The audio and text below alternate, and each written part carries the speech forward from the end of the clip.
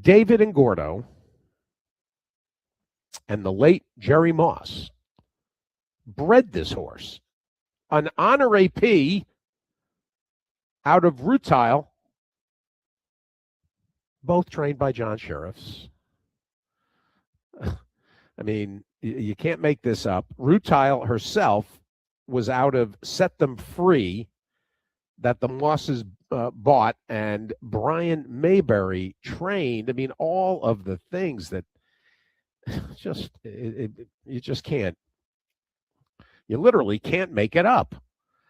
And so, and named Reagan named for David's daughter, and it's just with everybody dealing with John Sheriff's passing, it's just it was just a emotion laden scenario. But more importantly, beyond that esoterica, this is a serious this is a serious cult, and one like the next step, whether it's a mile and an eighth or whether they wait and try the Louisiana Derby, or we'll see when we get a chance to talk to Cherie what her thoughts are. This was a big performance. West Point owns with David and Gabe Doonan as well. Jose Ortiz Road.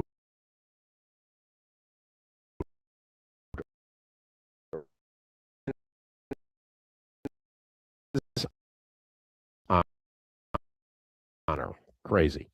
And today, as if paying it 3 to 5 on Mikey Diliberto's line. So be aware. All right, at 4:15 Eastern Fairgrounds. I'll put the most of this fairground stuff to the side for now. All right, Turfway front and center too today because of the stake tonight. You got the Cincinnati Trophy, which is really good. I'm sure Scully will have his ideas. Second half for James. I think probably starting the second half of the show at 10:30. Let me tell you what's going on today. Brad Free is going to join us actually presently. Brian, you could reach out for Brad, and let's get him in. And it's not a mammoth weekend at Santa Anita, but there is a carryover today, actually, in the Pick Six, the $2 Pick Six. New York as well, Pick Six carryover. But we'll get a couple of ideas from Brad on that. I wanted to get Brad in. Brad is on the handicapping side, not the reporting side, although he is a top flight spot news reporter when called upon. But I wanted him to share his John Sheriff's thoughts. And so Brad Free will start us out. I told you yesterday that Clinton Bentley, the increasingly honored and award-nominated screenwriter / director, is going to join us for a pop bottom of the hour.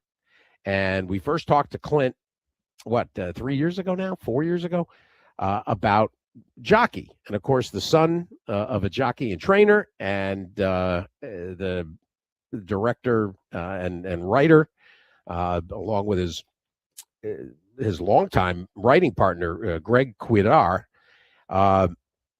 Transpecos, which is kind of topical with some things that are going on. Jockey, which really got Bentley noted.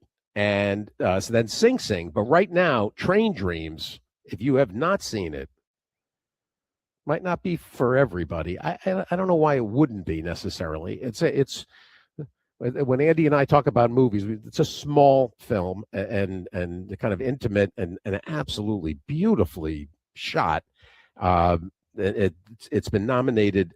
It's been nominated for so many awards. It's nuts, including Best Picture, cinematography, music. We'll probably hear from the song that Nick Cave wrote and performs, and then adapted screenplay, Train Dreams. And Joel Edgerton, it's really his film. He was nominated for Best Actor, Golden Globe. I mean, there's been one award nomination, all of the festivals, just the Independent Spirit Awards. Bentley's already won Best Director for that. Really, quite. Looking forward. I watched it, I don't know, 3 weeks ago, and I texted Clint immediately and told him just how moving and beautiful the film is, Train Dreams. So Clint Bentley today. Callie Francois, after Clint, a couple more stakes. You got the 3-year-old stakes, the Wide Country, and the Miraclewood tomorrow at Laurel. And we'll look back. The Callie slated last week, and with the three $12 winners. Marcus Hirsch, Scully,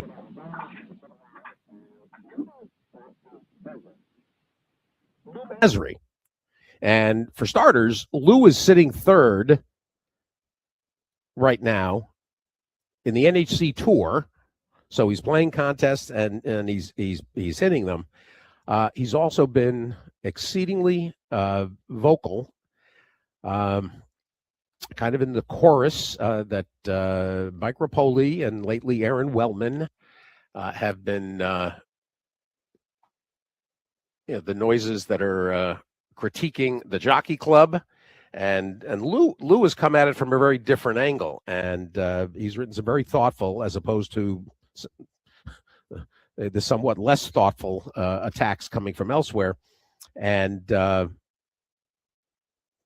if you haven't seen his, his pieces, I'm going to let him, talk about his impressions of what needs to change industry-wide. So Lou Masri, and if you know that name, if that name Masri's ringing a bell, if you're an Aaron Brockovich fan, yes, Ed Masri, the late Ed Masri was Lou's father.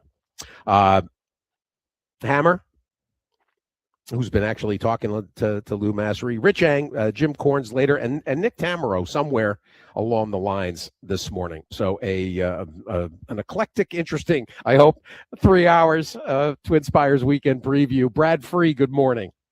Good morning, Steve. How are you? I'm good. Coming to you from Tampa. Brad, I did not want to let the week close out without hearing from you on John Sheriff's. As I said earlier, you're the lead West Coast handicapper first and foremost, but your chops as a spot news writer and more are top flight. So I'm sure you've, over the years, more than just handicapped John's horses.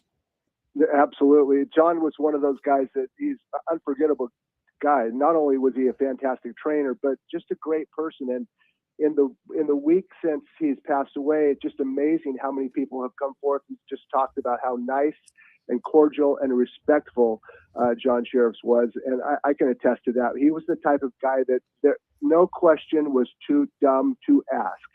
And I had plenty of silly questions that, a layperson might ask an expert trainer. And he would look at me and go, he would say, "Do I have to explain everything to you?" And I said, "Yeah." And then he would spend the next half hour explaining exactly what my question was. I mean, he was just a fantastic trainer. Obviously, the work that he did with Zenyatta, winning the Kentucky Derby with a crazy long shot Giacomo. I got to know Sheriffs back in I guess it was in the 1990s. He had a massive sized filly by the name of Manastique, who had an outstanding career. She was a beast, an Amazon. She was just huge. And that was before Zenyatta came along. But not only was Sheriffs a good trainer and a good horseman, but he was versed in other aspects of life. He could talk politics.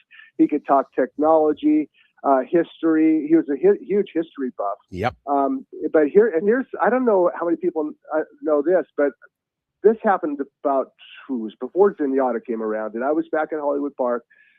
Sheriff's barn was way on the southwest corner of the Hollywood backstretch, and I had a horrible case of sciatica nerve. It was just bugging the heck out of me, And I went into sheriff's office and I was just complaining. I go, John, I got this sciatica. It's just bugging the heck out of me. And I was complaining about it and it hurt and this and that. And he looks at me, he goes, have you ever tried acupuncture? I said, well, no. He goes, well, why don't you just go ahead and sit down? And sheriff busted out his acupuncture needles. I don't know if people realize this, but sheriffs could actually deliver acupuncture treatment. No.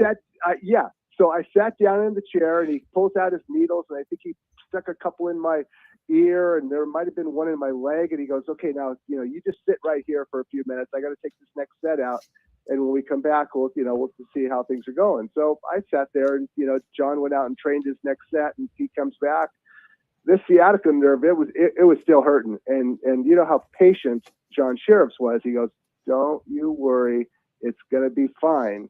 So he takes the needles out, puts them back in his little pouch and everything. And my sciatica is still bugging me. I'm like, John, this didn't work. He goes, just you wait. This thing has been bugging me for weeks. The next morning I woke up, it was gone. John Sheriff cured my sciatica with acupuncture needles. Unbelievable.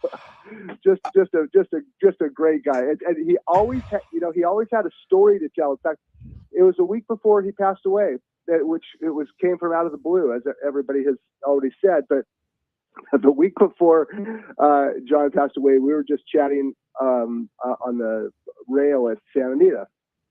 And I think I was asking about Baeza, how he's come along, et cetera, and just getting a little, update on that good grade 1 winner. And the conversation turned to, he started telling me a story about an owner he had I'm not going to use his name, an owner that he had that was going through a divorce, but he had these very good-looking Russian, I guess we could call them girlfriends. And he would bring, this owner would bring these, they were hookers is what they were. And this owner would bring these hookers back to the barn and where Sheriff's was, and he just got the biggest kick out of that. He always had a story to tell about something, and it didn't always, wasn't always horse racing related, but he was just a great guy, a terrific horseman, and just a good friend, one of the people that I would consider a friend out at Santa Anita. And I love the guy, and I'm certainly going to miss him. He was one of those guys that you would stop by his barn, even if there was no news to cover, just to say hello and engage in a conversation. So a fantastic horseman, a great man, and a guy who's certainly going to be missed out in California. I appreciate this, and that acupuncture story. By all rights, I should pull up right from that. That is the greatest. That there's been all kinds of revelations here this week. That may be the best one so far. I still can't believe it actually happened. I mean, when I look back, I did that really happen? Yeah, it really did. So John Sheriff had a lot of tricks up his sleeves, and acupuncture was one of them. Unbelievable. Brad, just a few ideas about the weekend at Santa Anita, and we got a carryover, right? You got a pick 6 carryover today. You got any quick thoughts on leans? No, I mean, this is really kind of a very sleepy sequence. It's a $34,000 pick 6 carryover. The new money will be anywhere from $150,000 to $200,000. I think that Sharon's Beach in race number 7, he's the 3-2 favorite. If he runs his last race, he wins this for fun. He finished a neck behind Liam Smith, and Liam Smith came back to win by 11. Sharon's Beach is just the fastest horse in this. It's a restricted maiden race, and he should win the race number 7 at a short price. Here's the problem with today's pick 6. I don't have any creative opinions whatsoever, and I don't want to play the same ticket that everyone else is playing. Singling Sharon's Beach. There's another heavy favorite in race number 5, a horse named Rins, listed at 7-5. He's supposed to win, but he's dropping in class for the second start of his career, moving from turf to dirt for a low-profile stable. I don't know whether you can trust him, but I don't really know who in this race could possibly beat him. The second choice in the race is the horse I picked second anyway, horse named Texas Wildcat. He earned a 38 buyer speed figure last time out. So it's just not a real appealing sequence this afternoon. I thought that race number 8 was probably the most interesting in the sequence, only because the two horses that I like, I don't know why they're listed at 6 and 8 to 1. Number 4, Still Unwritten, who crushed maidens on turf last time out, earned a huge number, 11 3/4 on Thoroughgraph, and Memetic, number 2, who's listed at 8-1, who had a brutal trip last time out. She was actually favored at 2-1 in a similar Calbred one other than sprint, and she was given no chance to win. She was 4 and 5 wide in the parking lot every step of the way, and she was wheeling back in 8 days. So she had no chance. Her maiden 32 win, 2 starts back, was fast, and she runs back to that. And I think she can, now that it's been a month since race. I think Memetic is the come from behind potential candidate and still unwritten. If she can somehow clear this field, I don't know how that's going to happen because there is other speed in the field, but I do think that Still Unwritten is fast enough and quick enough to wire the field. I'm a little concerned about the surface switch from turf to dirt. And if she doesn't get there, I thought Memetic would. So number 4 and number 2 in race number 8, Still Unwritten and Memetic at 6-1 and 8-1. Then I would close it out by just singling Coach Cronin in the finale. He had a tough trip last time out. He was blocked and buried and had nowhere to go with an inside trip. Now he moves to the outside. It's a Calbred one of the band, open to Colton Geldings, and I think Coach Cronin is the right horse. But again, Steve, I have nothing creative to say about today's sequence, which is one huge reason why I'm probably going to sit this one out. Fair enough. Take a look at the weekend too. A couple of stakes, and it's funny. Yesterday, and I'm sure you looked at it from this perspective too. I had Jeff Franklin for our Thoroughgraph segment, Win Using Thoroughgraph, and we looked at the 9th and the 10th tomorrow, which is a very appealing $5 double opportunity. I think, Brad, handicap that for people, and let's come up with a $5 double ticket. Well, I mean, the horse that I picked in race number 9 is the same horse that I picked last time, and he didn't even complete the course. That's number 10, Anmer Hall. He bumped into the rail. Jockey Antonio Fresu sustained a fractured toe, and he pulled him up. The jockey was hurting so bad. Anmer Hall comes back at the same condition. He's drawn well. He's drawn near the outside. I think that's okay for down the hill. It certainly is. And I thought that Anmer Hill ranks among the fastest in the field. Number 5, Yakolif, who rolled late and finished second by a length last time out, earned a good number of 5 3/4 on Thoroughgraph. I believe that is the fastest last start figure in the field. So those are the two. Anmer Hall trying to make amends for missing last time as the favorite, and late runner Yakolif. And then race number 10 tomorrow. It's tough. I mean, this race is absolutely wide open. I thought that number 6, Chair's Coin, might have moved just a little bit too soon in his second start. He finished third. He's finished third in both his starts. He made a sweeping rally on the far turn into the lane, challenged for the lead, and then he just kind of ran out of gas in the race won by Ramayana. I think Chair's Coin, adding blinkers, adding Lasix, is the right horse in race number 10. She is listed at odds of 4-1. But there are a lot of different ways to go in here. Number 10, Iraq, stretching out from a good runner-up comeback sprint. She's been missed by a neck, so if she can run long, she's by Tappa out of a Grand Slam mare. That should be no problem. Those are the two in race number 10, Chair's Coin and Iraq. It's a very interesting late double, and then those obviously follow the Wishing Well Stakes in a race that is gratefully to win or lose. She just towers over this field on numbers, and she has a versatile running style. She can go to the front. She can sit just off gratefully in the Wishing Well. But then races 9 and 10, it's those aforementioned horses that I referred to: Anmer Hall, Yakolif, Chair's Coin, and Iraq. Yeah, and so what, the 10-5 kind of press the 10-5? Yeah, I suppose so. I mean, the 10 is 5-2 favorite, so I don't know if I'd really want to press on a favorite. Yakolif to me is very, very close to Anmer Hall, and his price is more than twice as high at 6-1. So I just go price shopping with those contenders. Yeah, yesterday we wrapped up with Jeff 10-5-9. Excuse me, 2-5-9, 10-12. I thought in the front half, 5-6 in the nightcap, and Crafty wanted the 4 in there too. So it's somewhere in there. And the $3 turf pick 3, the $3 late pick 3, and the $5 double. It's a place to play, Brad. It just, these higher increments, solve a lot of the frustrations that those of us that play, seriously and even casually, that are experiencing the high, the teams, the CAW, they don't dabble in this nearly as much, and the higher increment outpays the parlay over and over again. I totally agree. I mean, high denominations, low takeout is a recipe for, potential. You can win some money in these high denomination, low takeout wagers. And that's where I've focused most of my attention lately in the last, several months. I can't beat these guys, these CEWs, grinding away, on the regular races. So I'm looking for opportunities in pools that I'm fairly confident they don't participate in as much. I don't want to be betting against those smart guys,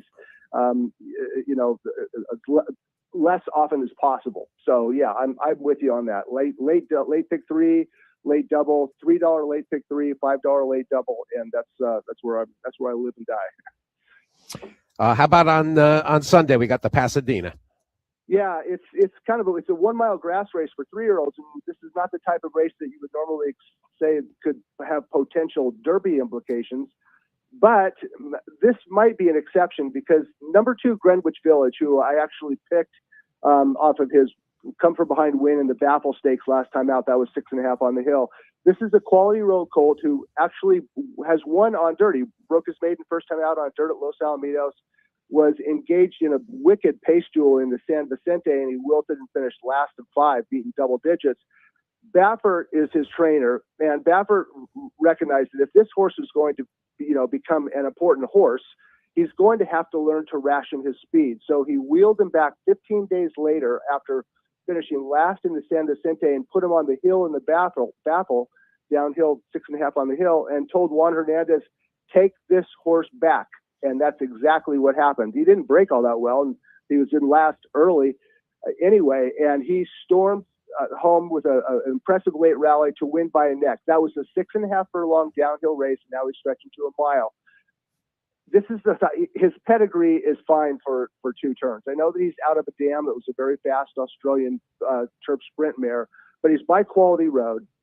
He has speed if he needs it, and if Greenwich Village can, do something outstanding or run very well on Sunday, I can see Baffert maybe saying, you know what, this horse is on his way. He learned something in the Baffle. He learned how to ration his speed and finish.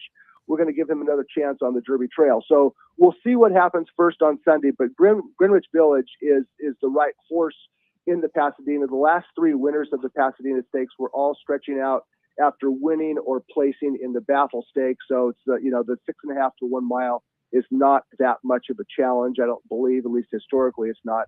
And Greenwich Village is the horse to beat. But number 6, Unrivaled Time, also has a look. He had a horrible trip in the Eddie Logan last time out. He was shuffled back. He was parked wide. The pace was slow, and the top 2 front runners just kind of made it a parade, and Unrivaled Time never had a chance.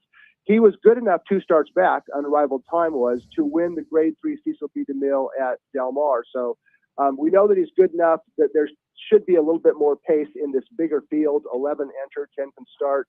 And I think that Unrivaled Time is the logical alternative. But I'm looking forward to seeing if Greenwich Village can reproduce his Baffle win stretching out to a mile. Greenwich Village in the Pasadena on Sunday. Outstanding, Brad. I appreciate it, especially the opportunity to share your reflections on John Sheriffs. Thank you. You're welcome, and again, a guy that we're all going to miss. Feel very fortunate to have known him for as long as I did, and everybody who knew John Sheriffs has nothing but a smile on their face, thinking about a very special man. So thanks for having me, Steve. I appreciate it. Not at all. Brad Free, everybody. $34,000 pick 6 carryover today as well, and now you got another set of opinions for tomorrow's $5 late double. And actually, the way Brad talked about the Wishing Well, the $3 late pick 3 as well. He's got a heavy lean, right? All right. Looking forward to welcoming back Clint Bentley, who, if you haven't seen Train Dreams yet, put it on your weekend plans. And really, the three films that he's crafted. He's just gained more and more momentum. We got to know him when he basically paid tribute to the industry. His dad, a jock, and a trainer as well, and so he literally grew up with a rake in his hand, and he knows what he knew going into making Jockey, what the game was about, and if you haven't seen Jockey, obviously you're going to see that as well. Trans Pecos, and between Jockey and Train Dreams, Sing Sing. And the reception of Train Dreams has been incredible. And just this past week, Clint received the Best Director Award from the Independent Spirit, 4 Oscar noms. Joel Edgerton, who it's his picture, really, Train Dreams, nominated for Golden Globe as Best Actor. Then there's the song with Nick Cave and the Bad Seeds, and just an unbelievable execution of a film. Clint Bentley, great to have you back. Great to be here. Thanks for having me. Hey, Clint, I texted you probably 3 weeks ago when Tina and I watched Train Dreams, and I said to you, I'd love to have you back on. And in that interim, you're going to have to build, if you don't have a mantle in the house, you're going to have to build a mantle for the awards. It's been wild. It's been really amazing. You use the word unbelievable. That's been how the reception has just been. It's kind of blown me away. I can't believe how people have responded to the film and really taken to it. Well, everything you've done, everything you and Greg Quidar have done together, gains an audience and a reception, and it just feels like you don't really change your approach. You're trying to tell stories, and you're going to hope that it finds an audience, and clearly. Clearly they are, each of these 4 films, but Train Dreams feels like this feels like a widespread mainstream acknowledgement of what you're doing.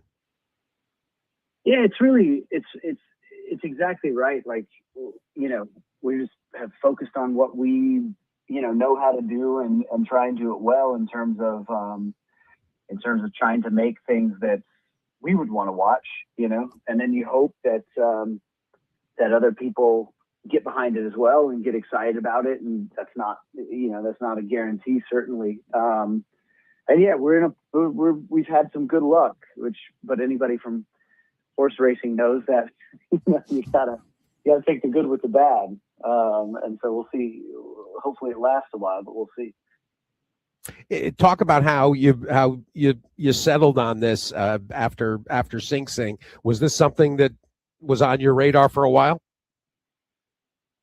I've always been a big fan of this book and this writer, Dennis Johnson. But the book that the film is based on, Train Dreams, is a beautiful novella, and it actually came right after Jockey. Some producers of the film, they had been trying to find a filmmaker to make to adapt the book into a film, and they saw Jockey and thought I might be a good fit. And so we actually, this the helpful thing about having 2 of us is Greg and I we can be working on multiple things at once. So we were actually, this was written before we started shooting Sing Sing, and then after we shot Sing Sing, I went in and we shot this, and so they kind of like jump right on top of each other. But it was something that came from came out of Jockey.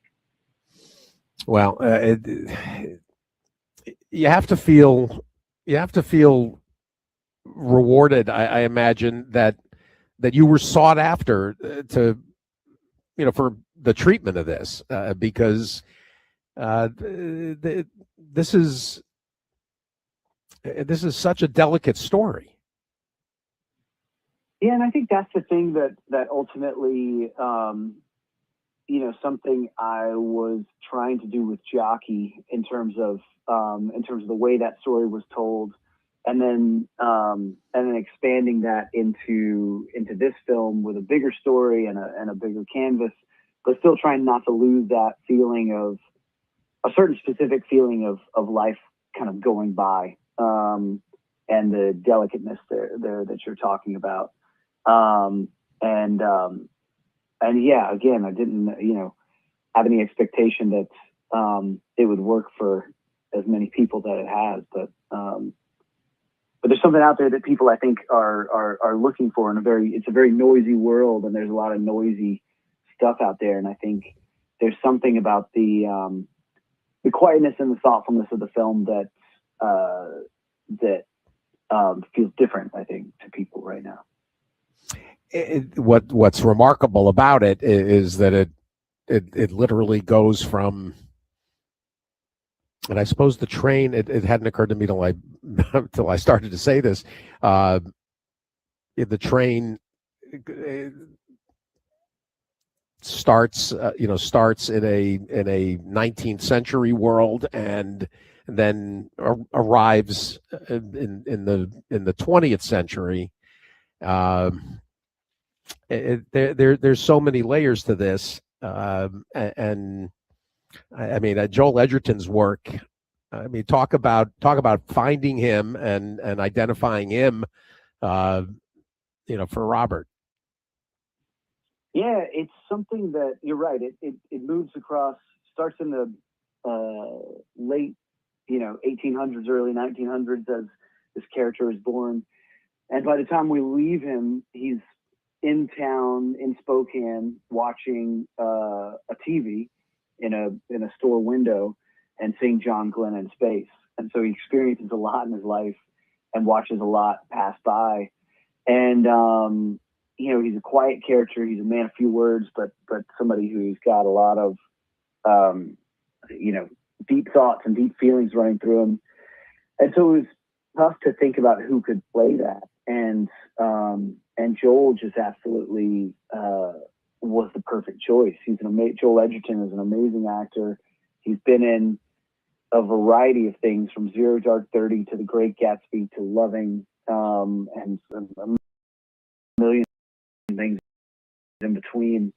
And it was really special to be able to work with. I didn't know him from it. Just reached out to offer him the role, and then him a little bit more after that. And he just brought so much to the film in terms of brought so much depth of feeling to it. He can do so much without really saying anything. That it was really, like you said in the beginning, it's really his film in terms of he carries the whole thing on his shoulders.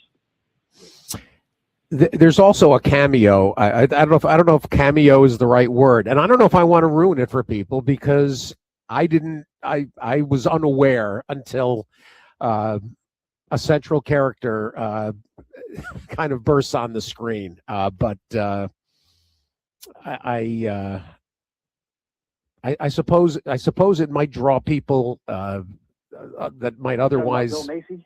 I'm talking about Bill Macy, and Yeah. I didn't realize. Go ahead, because I didn't realize he was in it until he was on the screen.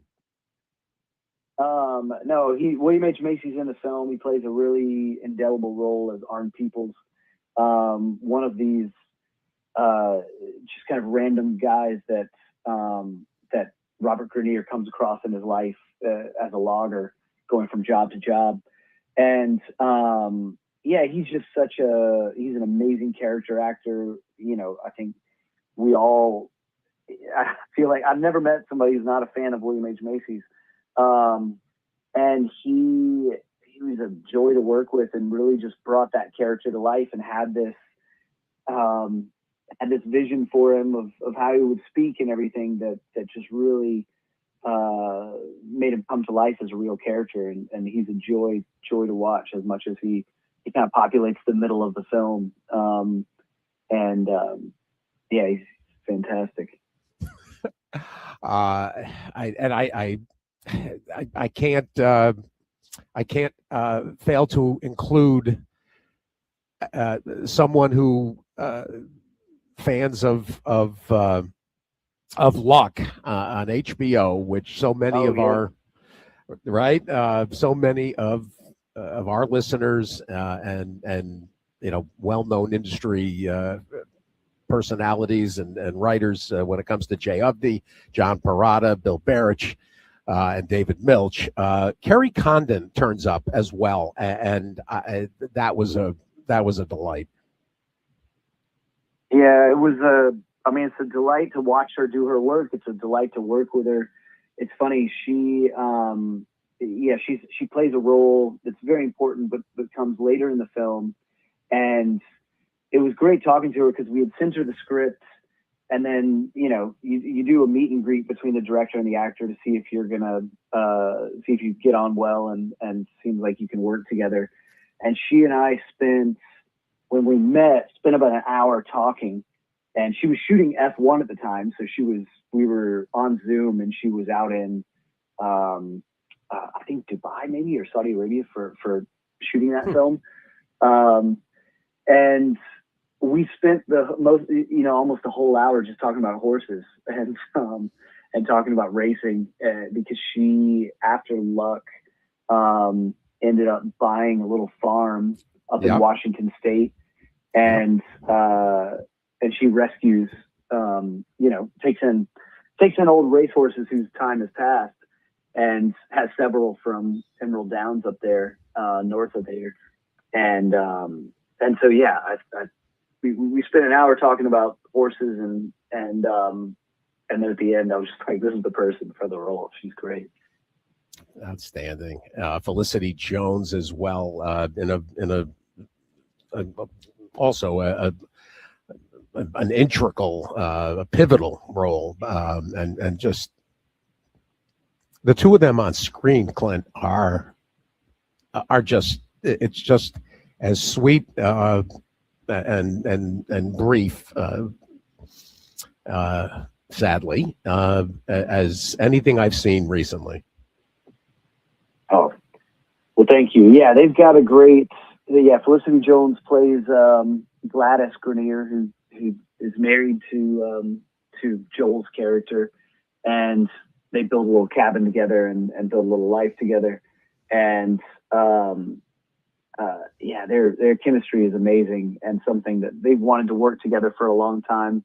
And she really just brings this character to life, and you feel this world that she's building while he's away at work, and then you feel the tragedy once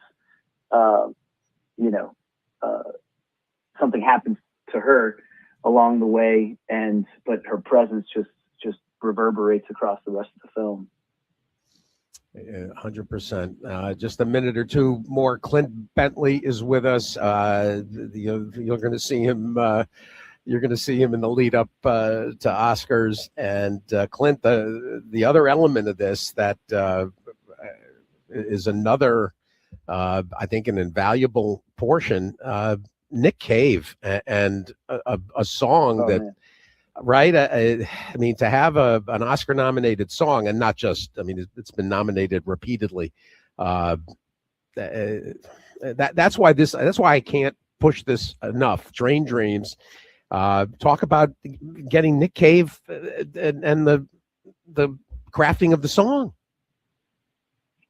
Well, yeah. I mean, I've been a fan of Nick Cave's forever. He's just such a amazing songwriter, musician. I love what he's done with the Bad Seeds, and then also what he's written about grief in recent years is really powerful and really moving as well. But he is, we were talking about putting a song on the end of the film, and I was really nervous because you don't want to, we've made this delicate film and made something that felt pretty special, and then you don't want to just tack a song on the end that feels like a hat on a hat. But he felt like he could do something really special with it, and we reached out to him, and And he said, well, I'm sorry, I can't do it. He loved the book, but he said, I'm going on tour in 2 weeks and there's just not time. And Joel knew him and had met him a couple times. So Joel asked him, hey, just watch the film and no pressure at all. And so he watched it, and then he called Joel the next morning. He watched it at night. He called Joel the next morning and said he had dreamed about the film and had woke up and written a bunch of lyrics for it. And and so we connected him with Bryce. Bryce Desner wrote our score, and they collaborated on a piece. And 2 weeks later, we had a song before he disappeared on the tour. It was crazy. It's just one of those, like, the film had a lot of moments like that and a lot of things like that where the right thing came into the picture for it. And it was kind of attracting to things that it needed along the way. Well, you've made a habit of that in your career, weaving the talent and the material together. Nominated for Best Picture, cinematography, music, the song, and adapted screenplay for you and Greg Quidar. I'm not going to ask you what's next, so that I can have you back when next is available to talk about. Well, it'll be a surprise for both of us, Steve. Okay. That's what it is. So, well, whatever it is, more and more people will be looking forward to it. Clint Bentley, congratulations. Thanks so much for this. Thanks again for having me, and good luck to everybody out there. Thanks, Steve. Thanks, Clint. Clint Bentley, and the Racetrack produces all kinds of interesting parties and individuals. And Clint, a son of a horseman, and he's telling these stories. Here's Nick Cave with Train Dreams.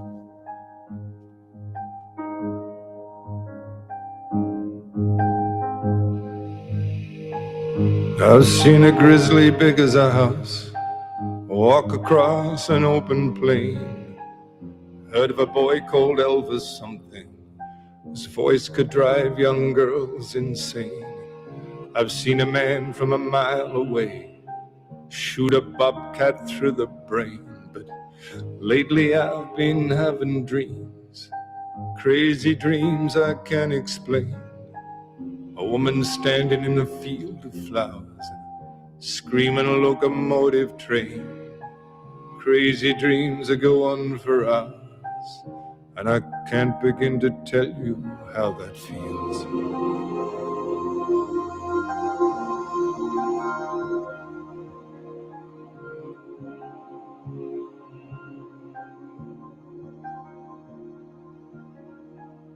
I've seen an elk with twisted antlers throw bright lightning across the sky. Seen a man with a broken curse leap from a bridge and try to fly. Seen a boy who was a dog who became a man and forgot to die. Lately I've been having dreams, crazy dreams I can't explain.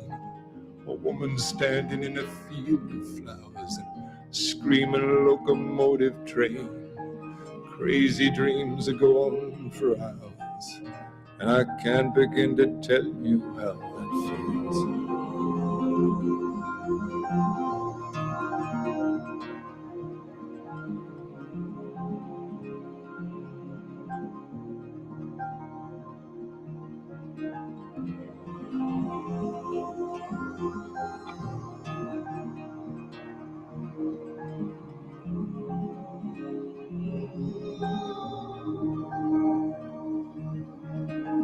The space that connects me where I am now to the place where I'll one day be.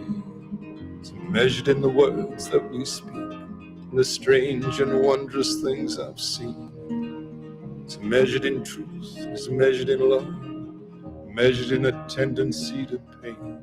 It's measured by a girl in a field of flowers, screaming dream of a midnight train. This has been going on for years, years and years and years and years and years and years and years and years. And I can't begin to tell you how that feels.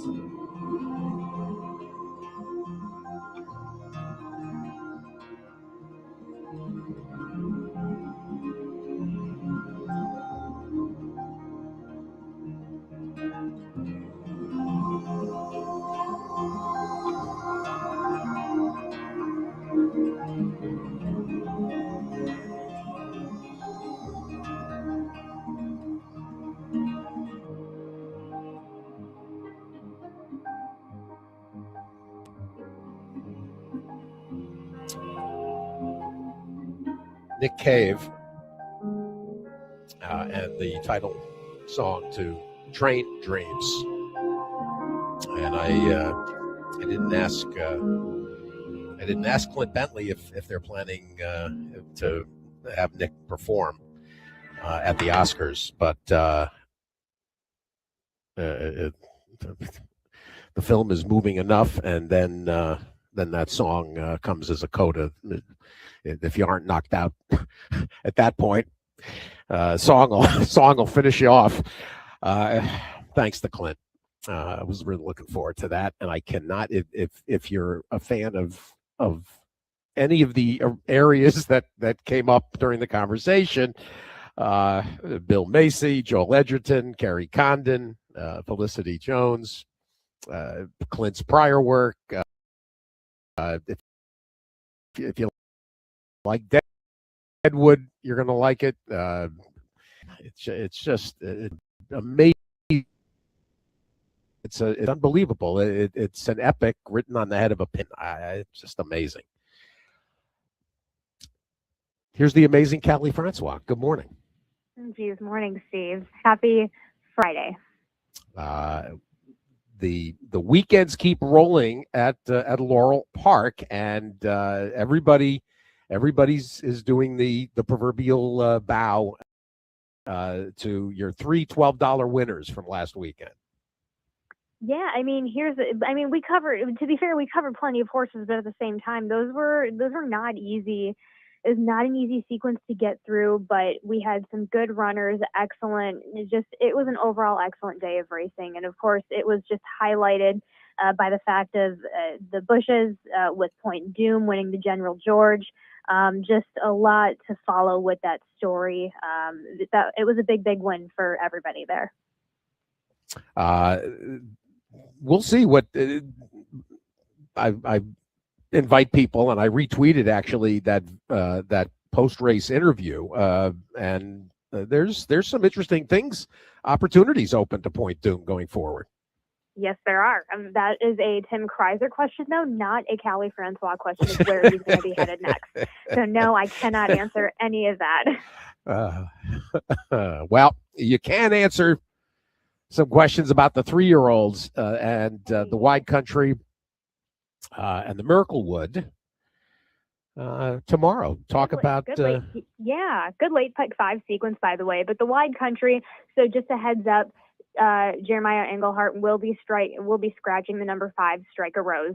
So we're down to a 4-horse field, and essentially it's between Peach Tie and Law School. So I like that Brittany has given Peach Tie plenty of time before getting back to a race, because she just was.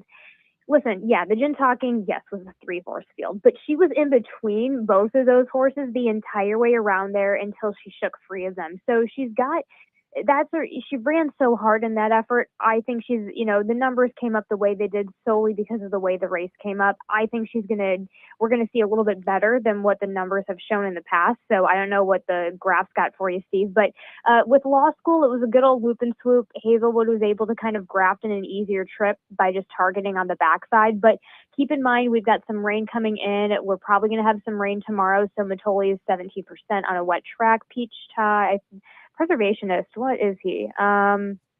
He is 20% on a wet track. So just keep that in mind. And then with the other 2, Velocity Girl and Maxi, we can just expect them to try and keep up. Rock Your World, 22% on a wet track. Just keep that in mind. But again, that one was hot off the collar coming off the layoff. But essentially the race runs through the 2, Law School and Peach Tie.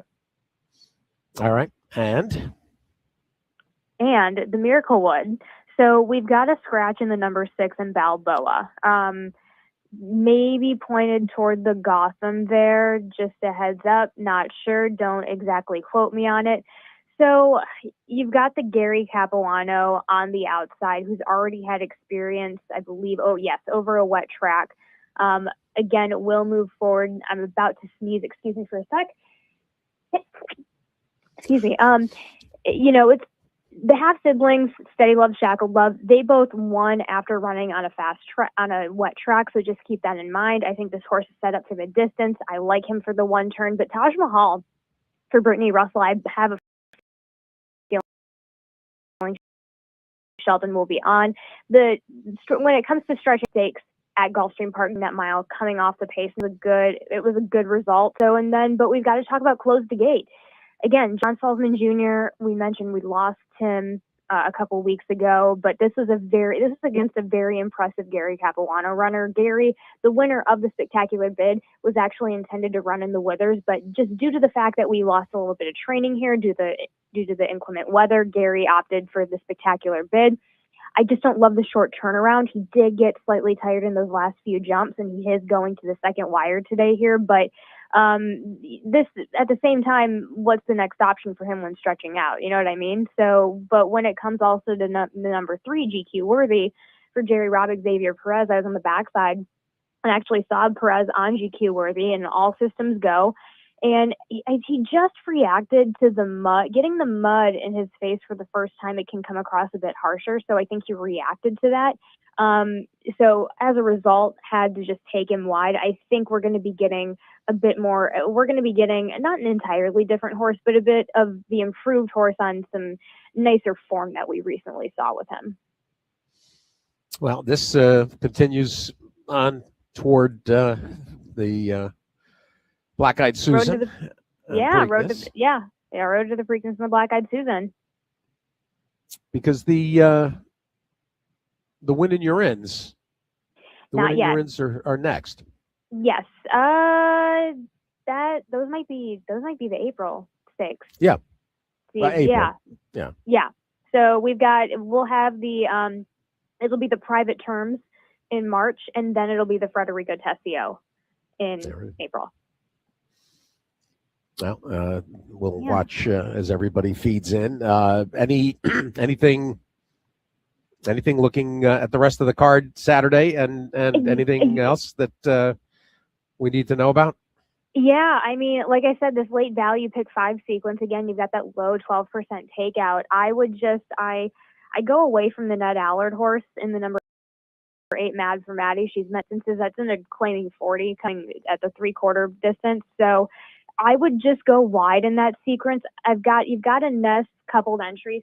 You've got a Nest coupled entry. Both of those Nest horses, whether it depends on which one he scratches, those horses could take this field gate to wire. But the 3, 4, and 5, extremely game in their last effort. They all ran together. And then the opener, we've got Prince of Jericho going against It's Hammer Time at Gary Capuano first off the layoff. But Prince of Jericho has just been running lights out ever since coming back from that layoff, and he's just run into a little bit of unluck. So maybe 3 times a charm to get him into a little bit of racing luck. He's proven on a much good form. But if you're going to go wide on any race in that late value pick 5, again, that low 12% takeout, do it in race number 6.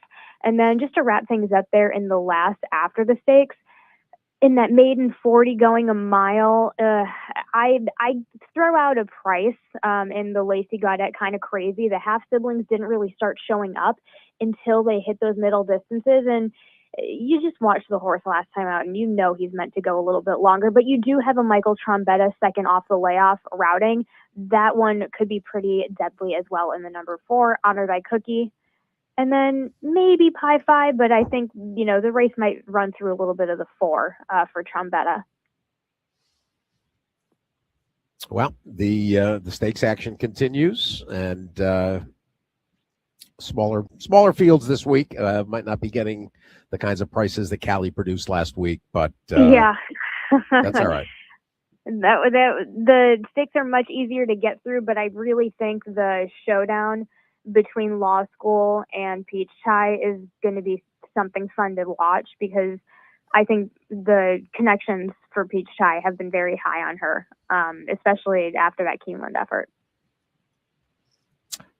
Callie Francois, everybody, if you're not following, jump aboard and, of course, take advantage of the handicapping guide that Laurel produces, Callie and the team, and giving you all kinds of information that isn't available anywhere else.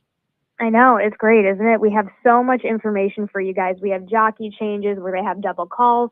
We have track biases. We have trainer stats. We have horses that have worked that morning. It's like an a la carte of information. Whatever you want to go by, we've got it. So beautiful. It's great. Callie Francois, thank you. Steve Byk, great talking to you. Talk soon, Callie, and the action at Laurel.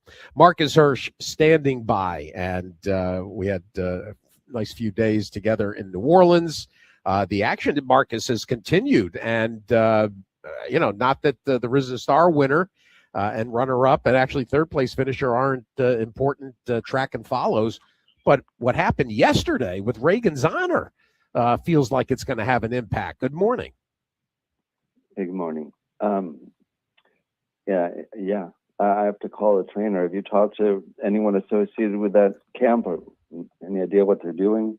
Not yet. David and Cherie are out with Dottie, and David, when I sent him the fig, he responded nice, and I that means they're sending the horse to Nice for a race. That's a Nice. Yes, we'll see the horse. You can get confused easily. You're right. Are we reporting this, or is it just presumptive? No, this is what we don't have anything yet, but we will soon. That's part of the southern France road to the Derby. Yes, the road to the Prix Le Marois. Pont de Neuf. I don't know too many southern French tracks. Sorry, Marseille, right? Marseille. I said Marseille. Oh, you said Marseille. I don't think the track is called Marseille. It's called something. The Marseille track, maybe. Anyway, that was impressive. It was a kind of a bold move, running the horse against Older. You don't see that often. No. There was an extra in the book for Risen Star Day that didn't fill. Like, Knock It Off. He's running. Is that today? Yes, he's in the. Oh yeah, he's right in front of my face. Race 6. So he was another impressive maiden winner, going short on the 17th of January, and his connections elected not to try that race against Older, and they're going to run him in the sprint against 3-year-olds. So these people went for the Older. They got a little weight. Still can be started on that. The 3-year-olds this time of year against older horses should be getting a lot more weight. In not just my opinion, that's kind of the global standard than they do get. You probably have more cross-pollination if you did that and made it more appealing. But it worked out fine. It wasn't a great field. The runner-up was coming out of a sprint and may not want to go long, but there's no doubt the horse had a legitimate pace and finished. I mean, he ran faster than anyone else at the beginning, the middle, and the end of the race, and galloped out well. It was an impressive performance. When a young horse is able to dictate terms and run unopposed, it can maybe make them look better than they truly are. But I think based on the previous performance coupled with this one, there's some legitimacy to what this horse is right now. I like him. I gave everybody a little bit of a snapshot about why this was, over and above in terms of proximity to John Sheriff's passing, considering that David and Gordo bred this horse with the late Jerry Moss, that this is a son of Honor AP out of Rutile that was a Moss homebred. Out of a Brian Maybury trained mare named Set Them Free. It's crazy. I mean, you can't make this stuff up. And of course the horse named for David's daughter, who adored John, Papa John, and it's just the scripts write themselves, Marcus. Well, you know a lot more about this than I do. I'm unfamiliar with all these details. You are a part of the fabric of the game in an essential way, and it's great that you're out there to connect all the dots for people, Steve. Well, I appreciate that. One of the dots is that mare, part of her career, came in races like the Bay Meadows Debutante and the very subtle and the eloquent at Hollywood. Solis, Antley, Eddie D rode her, Russell Bays. And of course, John was an assistant for Brian Maybury at the time. It's just the whole thing is It's almost eerie. And if I hear what the plans are, I will pass them along. I think I'll find out. You can look. I'll post something on the cesspool known as Twitter. Yeah, exactly. When I find out. Marcus, let's back it up to Saturday because Paladin, where do you roam? And he will roam to Keeneland for the Bluegrass. But that was a very good comeback, and it was really a nice finale of a day where there were some really exciting finishes. Do you think there was an inside / speed bias to the?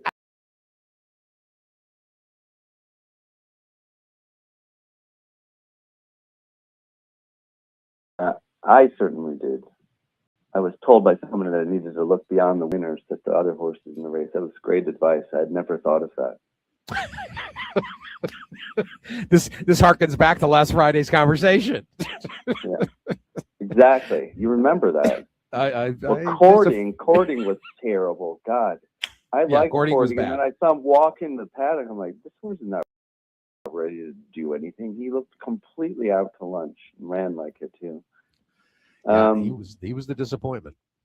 I think maybe a little bit overlooked as Golden Tempo, because he was. So I don't just look at the horses that ran behind. I look at the race shape.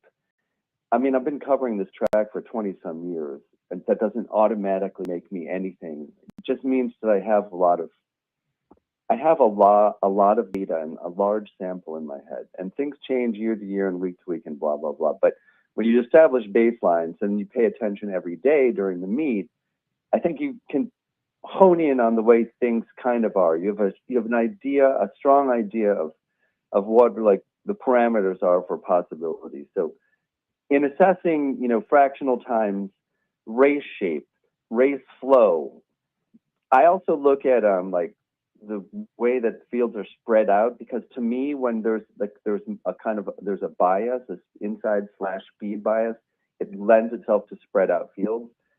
People like to say that, oh, well, it wasn't a parade race. Well, I've seen so many inside speed biases where the pressers take the worst of things. They chase and chase and chase, and they can never make traction, and then they just give up. And the flow in the end, the horses will pass them who weren't doing that, but then they don't really ever get close to the winner. And I think that's what I saw throughout the day. So a horse like Golden Tempo, who's out the back door and is working his ass off around the turn just to get anywhere, like, there's no way he's going to finish that race off on that track. It's just impossible. So he had one of the better closing performances to me all day. And he didn't run especially fast, and he was near Chip Honcho, but I think that he's under the radar. It was an under the radar good race. He's blinkers on next time, whatever that means. But I'm not giving up on him out of that race. The others, I think there's some people don't really know how to take Chip Honcho. My assessment would be he's a little better than I thought. I think than maybe consensus thought, even taking into account his trips, especially in the comp. But he did not have a good go in the gun runner either. He was quite rank, and I think it had a lot to do with the way he was being ridden, and he was ridden completely differently to great positive effect. I think he's pretty good. I don't know that he's a Derby winner, but he may not be taken seriously enough either. Everything else out of that race, not a big interest. I think that we had a discussion as well about, you saw that I'd left Bella Ballerina out of the top three, right? And in the Rachel Alexandra, and with the explanation that I liked three horses that I thought could beat her. The one I liked best was an absolute disaster. Majestical did not run a step and was incredibly disappointing. I don't even know what to make of her performance. She didn't run at all. But I feel like I was kind of right. I think two things. The track profile carried Bella Ballerina to some extent. She was also brave, and also, I don't love your neighbor. Blinkers on. She did. She's in second 4 times in a row. I think she's hanging. Point being that this horse was 4-5, and she was vulnerable. And I'll point out another closer that Just Singing subtly ran a very good race in a race she needed against the flow, finished it off with good energy, galloped out well. I liked her going in. I like her coming out. Bella Ballerina is still about who I thought she was, which is very good, but I don't know that she's any kind of standout. Still not totally sold that she will want to go a mile and 1/8. The trainer is absolutely confident that she will. I think Love Your Neighbor is more legitimate than people realized 6 weeks ago. I think she's good.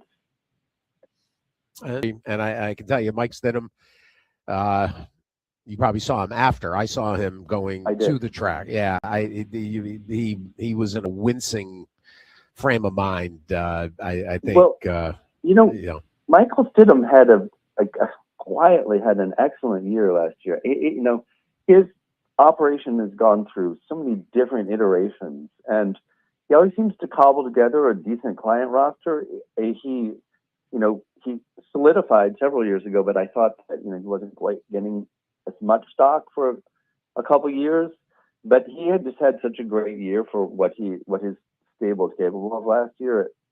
And then they've got good horses again. Think Big is on the way back too, a really excellent sprinter miler. And Love Your Neighbor, I think they're still pondering. There's 3 races possible for her, the 3 obvious ones: Fairgrounds, Oaklawn, and Keeneland. And Montador, for the same trainer, different owner, Godolphin. I thought he ran a very good race in the Fairgrounds. I think the Fairgrounds was a pretty decent race, actually. I think Loggianos, I didn't think he could go a mile and 1/8, and I didn't know he could run like that at all. I was truly impressed with that horse's performance. His sustained run, just the way he traveled through the home stretch, I found it completely legitimate. I'm not going to be surprised if he wins the Muniz Memorial, nor will I be surprised if Montador wins. That's a big horse who wants to stride out. He's in tight quarters the entire time. I never really had a chance to lengthen the way he wants to, and then finished with interest when finally clear. I think he'll benefit from that with a better trip. He'll really be good at a mile and 1/8 too. So I think those 2 were pretty good. And Capuna, I think, validated his form over the winter too. I didn't think it was a great race going in. I don't think it's a great race coming out, but I think it's a better race than I thought coming out. Stick with this theme. Expensive Queen, my bet of the day. I had something right finally. There you go. And caught a wave. Was She's actually good. She also was aided by a absolute dunderhead of a ride by Jose. I'm sorry. I don't think that horse was waiting anyway. Once she got clear, she didn't really quicken. I don't think she was going to beat that horse. I agree. It was not an ideal trip, and he was overconfident at 3/16 full. But yeah, well, he made up.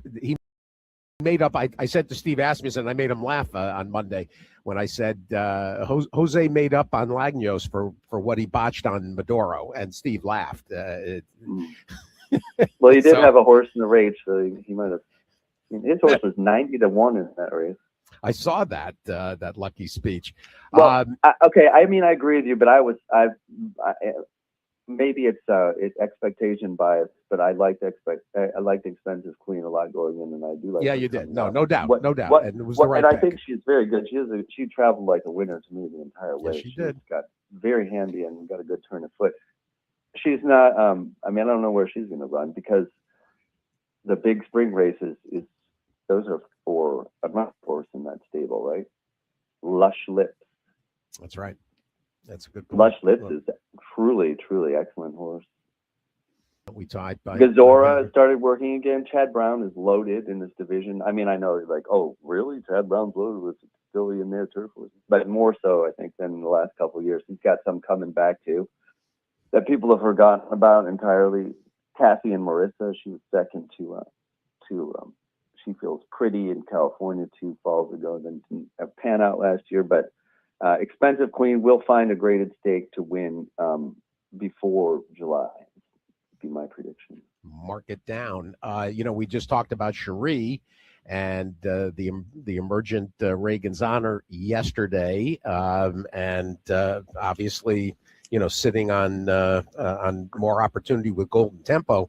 What about Awesome Gun connecting all the dots? Didn't see it Saturday? coming. That's the linchpin to the track profile of this horse to me.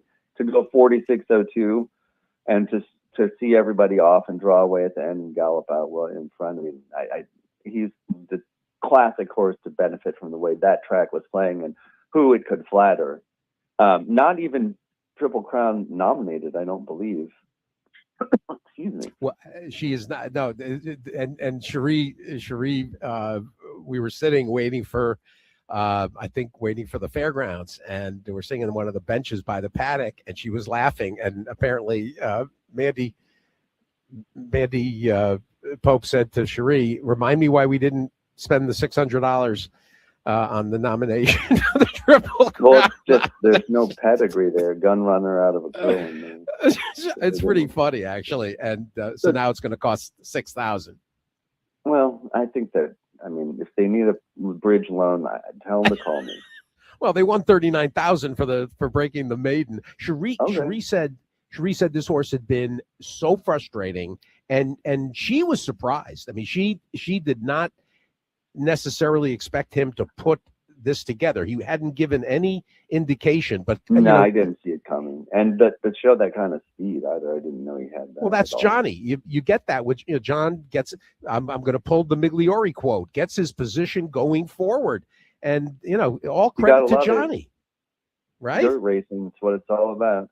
Double entendre from the same barn had little chance given that race shape, but I don't know how good he is anyway. This was one of two. This was one of two races where I finished second, and I sent in a fair amount of. Kells, when Kells was 8-1, it was just too inviting, and Kells was pretty good. I thought you only needed Kells and Marauder to get through this, and then later when I told you actually at the time.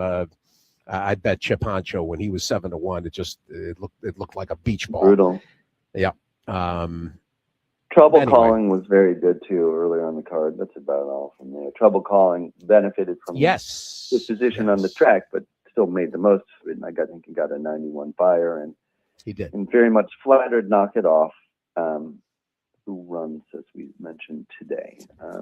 Well, I think what wasn't the highlight of the day really when we in the final analysis, Marcus, Call Me Your Majesty, breaking the maiden, and Wayne Catalano proceeding to dance literally through every inch of fairgrounds over the next hour. I'm afraid I was not privy to this. You seen the video? No. Is that on social media? It's on my social media. I got him. Steve, I'm making a practice of staying off of social media, and I may delete it all because perhaps the only salvation for humanity is if we all just stop using that. Well, it's actually been a decent week for social media. I don't believe it. I'm telling you, between Catman Saturday at Fairgrounds Dancing and the dog at the Olympics. It's been what Olympics? the winter ones right now. Yes, you have seen the dog, right? The dog is like the star of the Olympics. Nope. Anytime I see the word Olympics in an article or a video, I go past it as fast as I can because my goal is to not see anything that happens at the Olympics, and so far I have reached my goal. That is great. Well, they're. I mean, I like sport. I'm an athlete and I like sport, but the International Olympic Committee and what the Olympics has become, something that I am absolutely not going to support. Sorry. I hear you. I get it. You're not. Plus, also, even the way that people get to the Olympics now, this incredible pressurized specialization of children doing athletics is disgusting to me. That's not healthy for humans. It's a top-down nightmare. I love having this forum for you to voice that, actually. I'm not that old, and when I was in high school, we played like 3 sports. You went from one to the other. You didn't have to spend 80 hours a week doing like one sport, taking steroids, whatever. Anyway, I'm sorry I missed the Catman dancing. I got to meet his lovely sister, Carmela. That was my Catalano highlight of the day. Oh, very cool. But that brought it, the New Orleanian family, I know it exists. It placed him in the spot, the Mardi Gras weekend. Anyway, he won a couple races. He won another race yesterday. Catalano he's still hanging in there, pitching away. No, Wayne. And more than anything, Steve, he seems so much better than he was for a couple years after he almost died. And he's back to me, pretty much back to his old self, which is great to see. 100%. Jason Beam checking in, getting a little bit. I'll text you. We got to. Oh, he's doing his Tampa Bay Downs, Marcus. By the way. Oh, you know. Yeah. Oldsmar. Yeah. Today is the 100-year and 5-day anniversary. You've never been to Tampa Bay Downs? I've been to very few racetracks. Interesting. By the way, opportune before we do the weekend game plan, the new Hammond, Indiana, that announced a move to Hammond yesterday, as opposed to the near north side and Arlington Heights. Well, what you're talking about again? Well, the Bears are going to build a stadium in Hammond, Indiana. No, they aren't. You think that? You think it's a ruse? What kind of stadium? A football stadium. Like to play? That's what they say. Isn't there a team in Indianapolis? There is, actually. It's a good point. And yeah, you're right. Wait, what's the date today? It's not April 1st, is it? What is happening?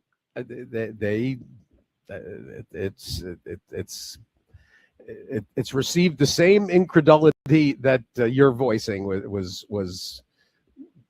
the reaction yesterday, from what I could gather.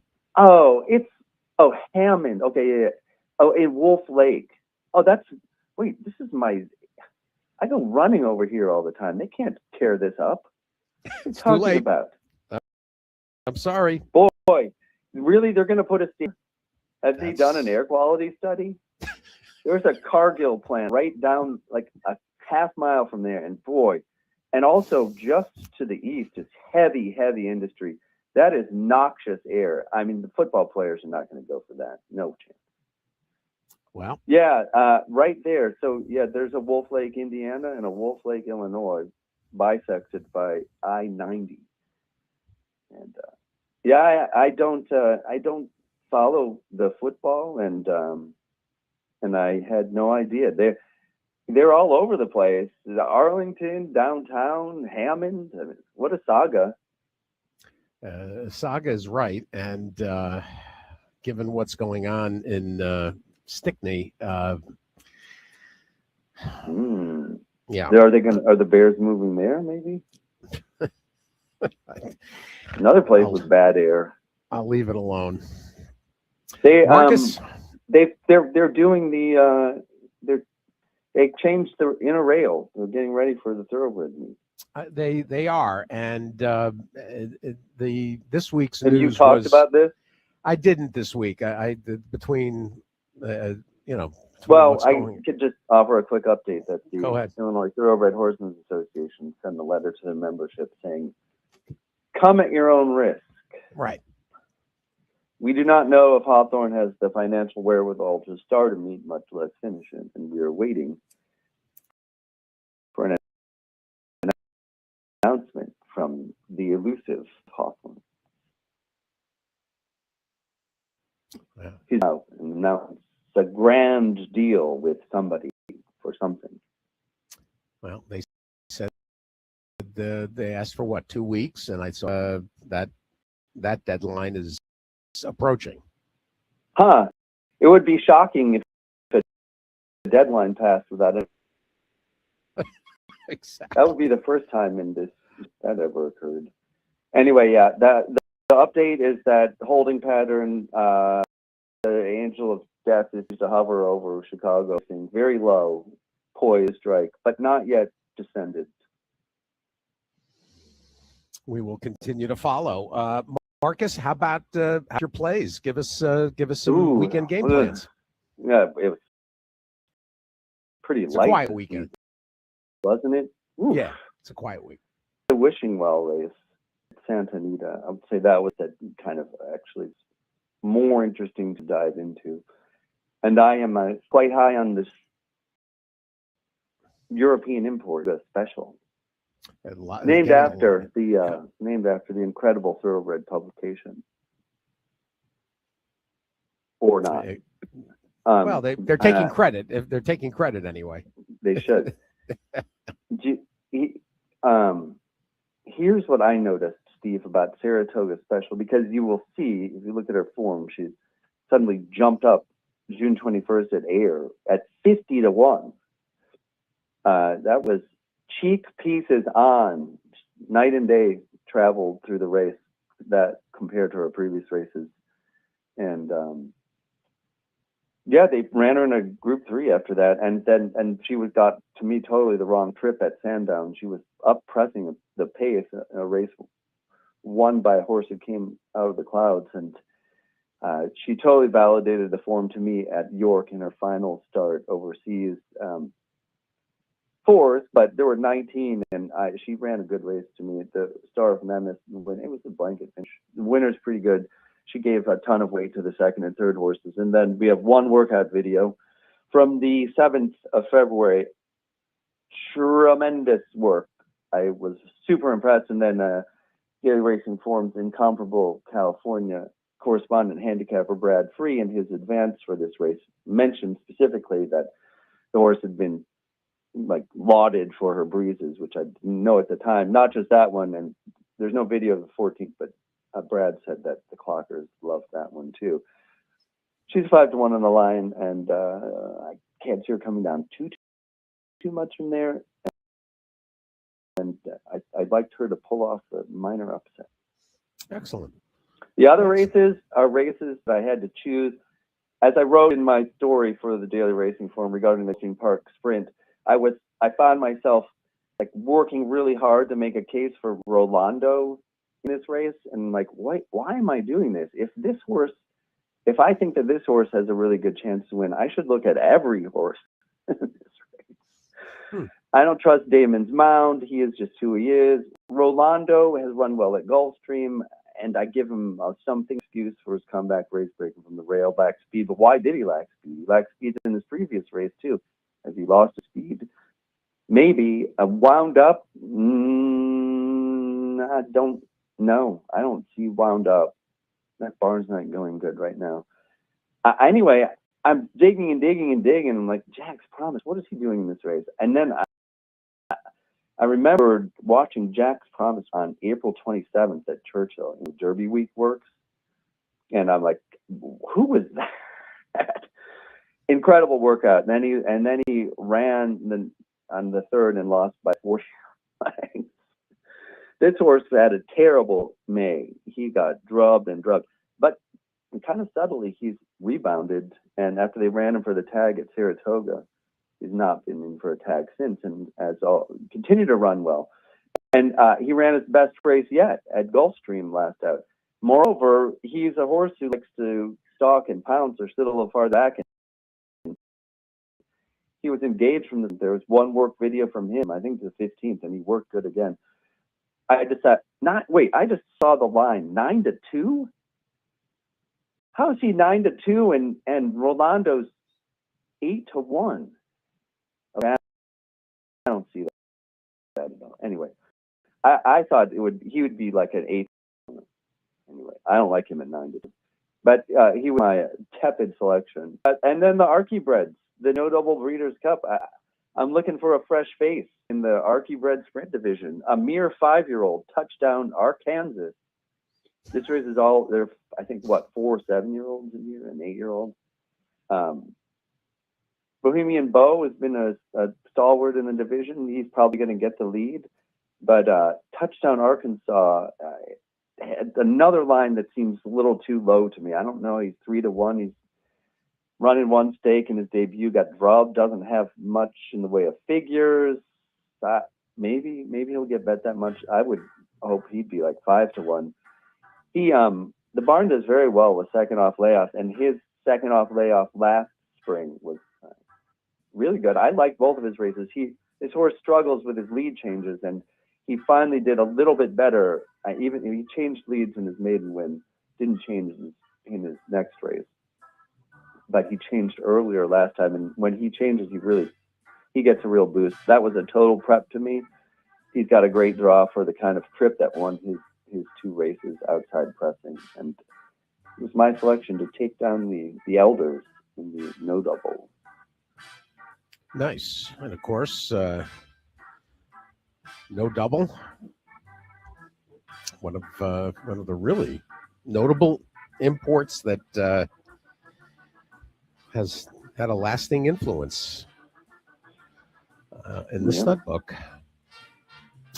Fairgrounds has a pretty good turf allowance feature too. The racing, and as we close, we're heading to the break. James Scully will be next, as well as David Aragona. And, well, you got a star-studded lineup. Let me get off of here and see if you can get on to the meat of the show. Good Lord. We should mention as we go. The music's playing, so we got about a minute and a half. The numbers have been so good, and the purse account. They added 2 race days. They did 2 Mondays, like a blast from the past. And we used to have the wraparound race weeks at Fairgrounds. Well, the racing's been good, and it's picked up a lot the last few weeks. Yeah, I'll say that. They've had several cards that I was surprised. I thought that January was a little bit of a slog, but it's been. And there's this fallow period for stakes between the Lecompton and Risen Star days, but not so with Risen Star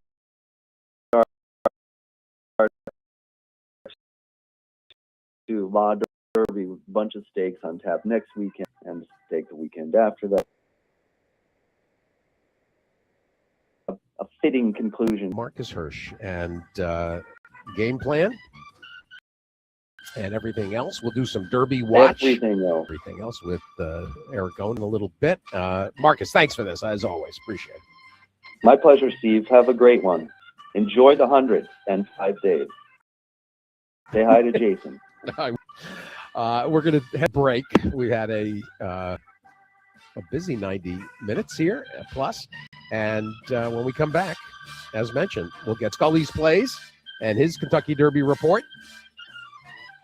I'm hopeful that he'll give us some ideas tonight, his idea for the Cincinnati Trophy and tomorrow's Battaglia, because they're both good.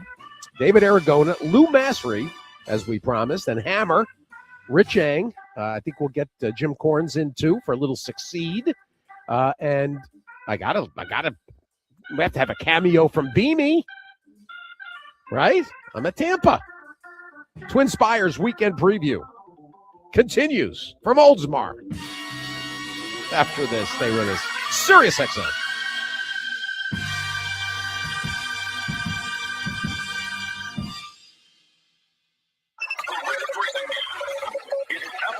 With Steve Byk on Sirius XM Radio.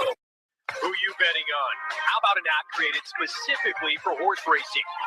Naira Bets.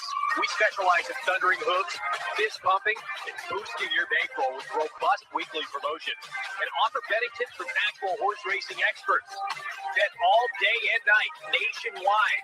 Get the action and thrill of horse racing with Naira Bets. $200 deposit match with promo Steve200. Visit NairaBets.com for details.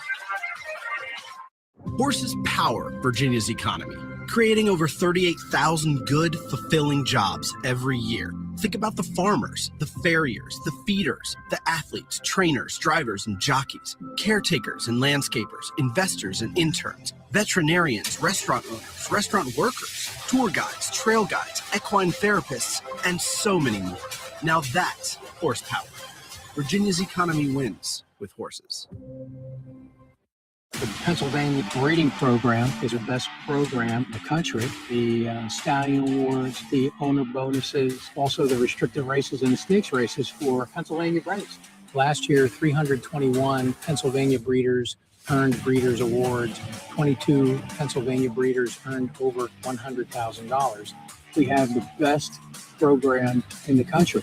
Take advantage of the fantastic program that we have. Learn more at pabred.com. Nothing compares to a horse. They inspire greatness, command respect. Because Virginia's horse industry isn't just racing and farming.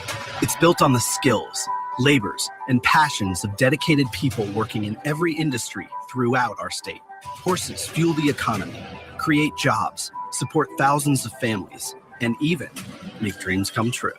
Virginia's economy wins with horses. Find out more at sing.com. Sirius XM Sports presents At the Races with Steve Byk. Horse racing, handicapping, interviews. This is At the Races with Steve Byk.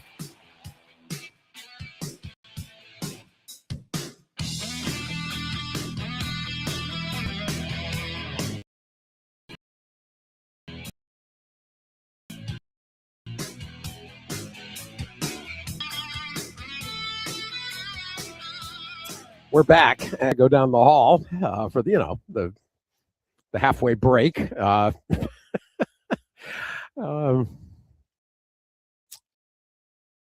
even know. Is Scully with us? Yes. Good morning. Yeah. Tampa Bay Downs. All right. The little track that could. Yep. Yeah. Swung by there. I guess 2 weeks before the Tampa Bay Derby. We've got just the John Battaglia this weekend and the Cincinnati Trophy for fillies. But next weekend will be a lot of action going on with the highly anticipated Found the Youth as well as the Gotham and Rebel. So, I think these next few weeks with next weekend and then on March 7th with the Tampa Bay Derby and San Felipe really going to give us an idea. I came away impressed by Paladin's effort. Yeah, I mean, he needs to keep, improving upon it, but that's exactly what Sierra Leone did upon his comeback win in the Risen Star. I thought Chip Honcho really cornered wide off the turn, and he was way out there towards the middle of the track. Paladin was for at least part of the stretch drive, and showed a lot of courage to go get him. So, I look at him and both he and Renegade, who ran 1-2 in the Remsen, they've come back in good order and are serious Derby contenders in my mind. I'm excited to see Further Ado come back for Brad Cox. I know Bafford's got a couple with Litmus Test and Brandt, but otherwise, a lot of the horses that are real intriguing at this point are more late bloomers that have come on in the last couple months, and we'll get to see a whole bunch of those horses in the Found the Youth next weekend. Very much. And Napoleon Solo throwing the hat in and opting. Chad Summers and Al Gold must be happy with his progress preparing.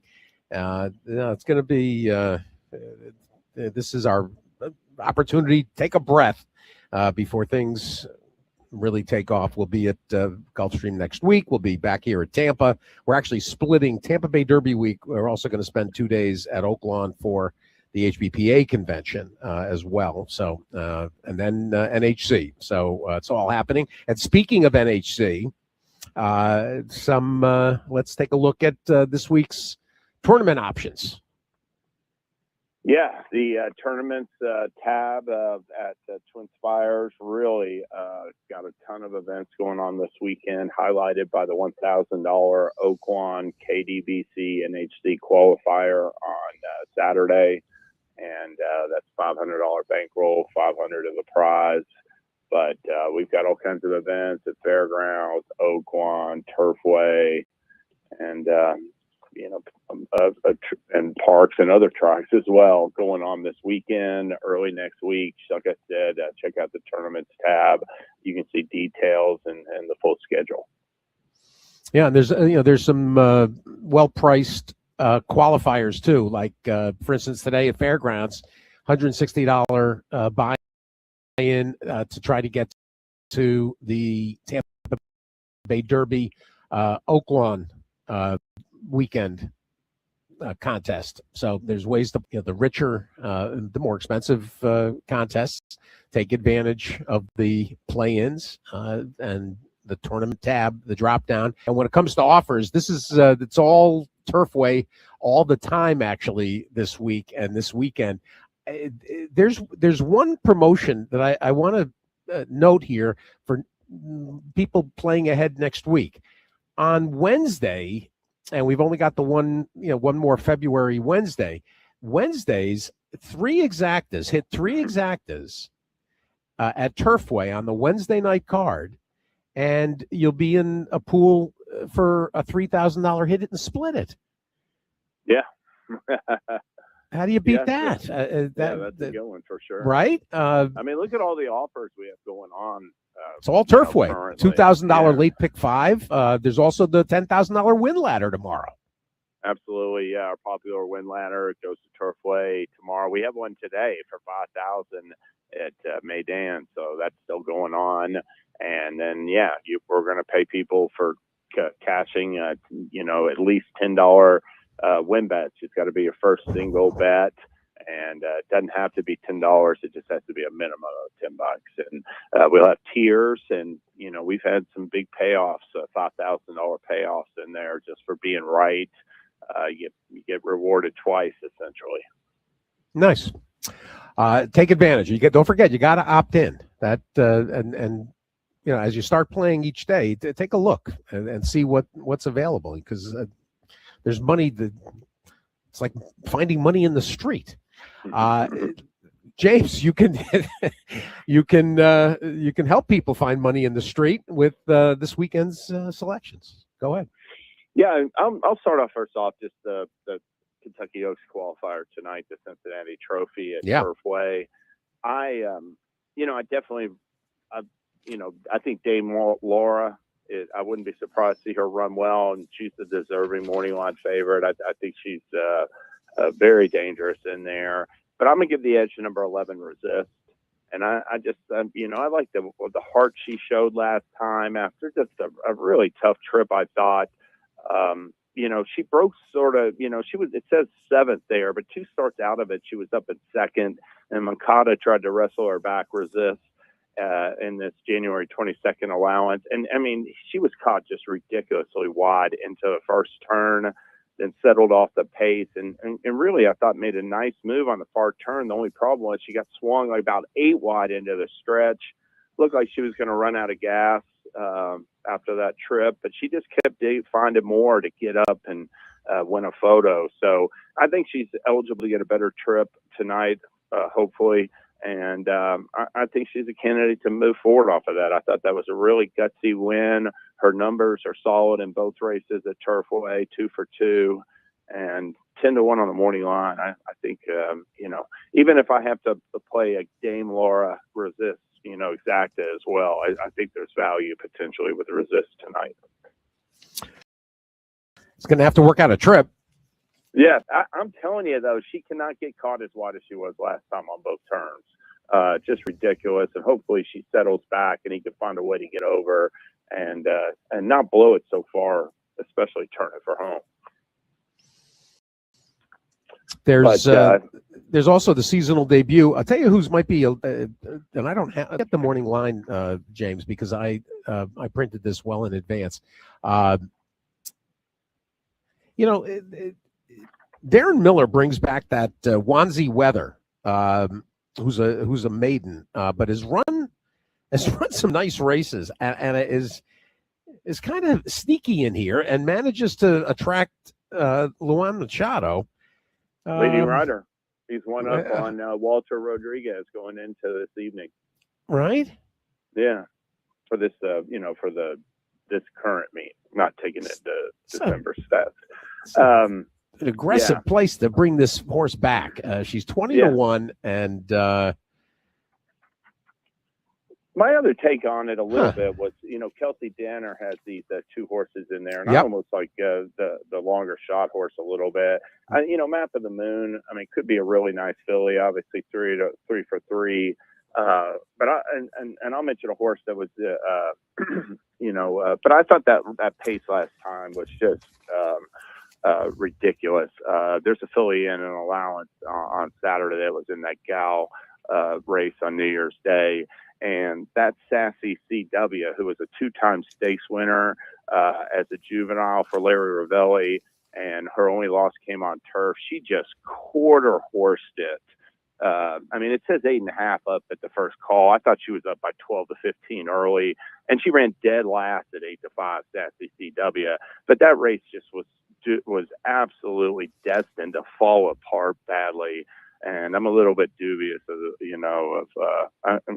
I think if you were trying to chase that pace, I'm going to give you another look in the next start, because I think it really set up for the late runners like Map of the Moon. Well, and the other one, the longer price you're talking about with Kelsey Danner, is Lovely Gray. And from a buyer standpoint, she's got something in a 5-start career you rarely see. 33, 57, 59, 64, 73. She is marching up the buyer scale and has never gone backward. And her late pace numbers are increasing as well. I like that number pattern for Lovely Gray. I thought that was a little bit of a tough. She was in that race with Resist last time, and she just got away. I thought poorly. And if she could just get a little bit better, she's not going to be better. She's going to be, rallying from off the pace, but she doesn't have to be so far back. And she's got an opportunity to save ground as well tonight. Interesting. All right, there we go. There's some ideas in tonight's Cincinnati Trophy. What else? Yeah, I'll look at tomorrow Turfway race number 5. I'll start off with that. That's a maiden race for 3-year-olds at 6.5 furlongs, and I do like number 11 Sedona Spirit. She's second choice on the morning line in there. But this filly, I watched that replay again. She hopped at the break and then had a tight trip in traffic, and I thought she launched a good move on the far turn. It was in position and upper stretch, and sort of just raced greenly. I don't know why it's silly. He raced greenly. He was racing in and out. He bumped the horse that got up for third, who's in this race, Canterville. And but one thing about him was, while he was racing on greenly, Steve, he held his position to the wire. He wasn't like retreat. And obviously, Wank's come back and gelded him. And I look for him to improve second time out. They've got 2 good-looking works in preparation, I think. All right. And then race number 7 is another maiden race. This one's for fillies as opposed to race 5, which was for males. But in this race, I like number 8, Kilby Girl. I do hope she's the third choice in there. She might not be, obviously, but let me tell you, that was just a start. That was a tough break from the rail last time at Churchill, and it really cost her, not getting away very well. And I like the outside draw. I expect her to show more. I like how Ward has gotten these 5 furlong works into her, and she adds Walter Rodriguez, who's having, while she loses Machado, Rodriguez is having another stellar meet at Turfway. So he's one back in the standings, and I like Kilby Girl in there for Wesley Ward. Very good. That's the 7th, and I'm going to be hard pressed to give you a price because I'm looking at the Friday card. What's the price? That's 4-1. Yeah. Yeah. Okay. And then race 8, this is a filly. This is a entry level allowance for 3-year-old filly, 6 furlongs. This is the filly that's coming out of that Gal Stakes I was talking about. Number 1, Pure Elegance. I liked her debut win at Gulfstream last summer. The filly she beat, who ran a well beat by 5 lengths in second, came back and won her next start. And Jack Sisterson brought her back on New Year's Day in the stake. And I just thought it was just I thought she was taken out of her element by this sassy CW who just like set this ridiculous pace. And, you know, it took Pure Elegance a little while to get her bearings, but I thought she offered a nice middle move on the far turn. She swung wide and she was in position to challenge and just got a little bit tired in the lane. But that's a race that's going to set her up for a second start on the Topeta track at Turfway. And I think she's going to improve off of it. And I'm got a chance at a decent price in there. Number 1, Pure Elegance at 6-1. Here we go. Jack Sisterson, who's been very quiet so far this year. Jack hasn't. Seems like he's just starting to pull out his runners. Yeah. I mean, he hadn't had a lot of starts so far this year. So yeah, like he said, 6-1. Maybe he can. Yeah, he always tries to get geared up for Keeneland.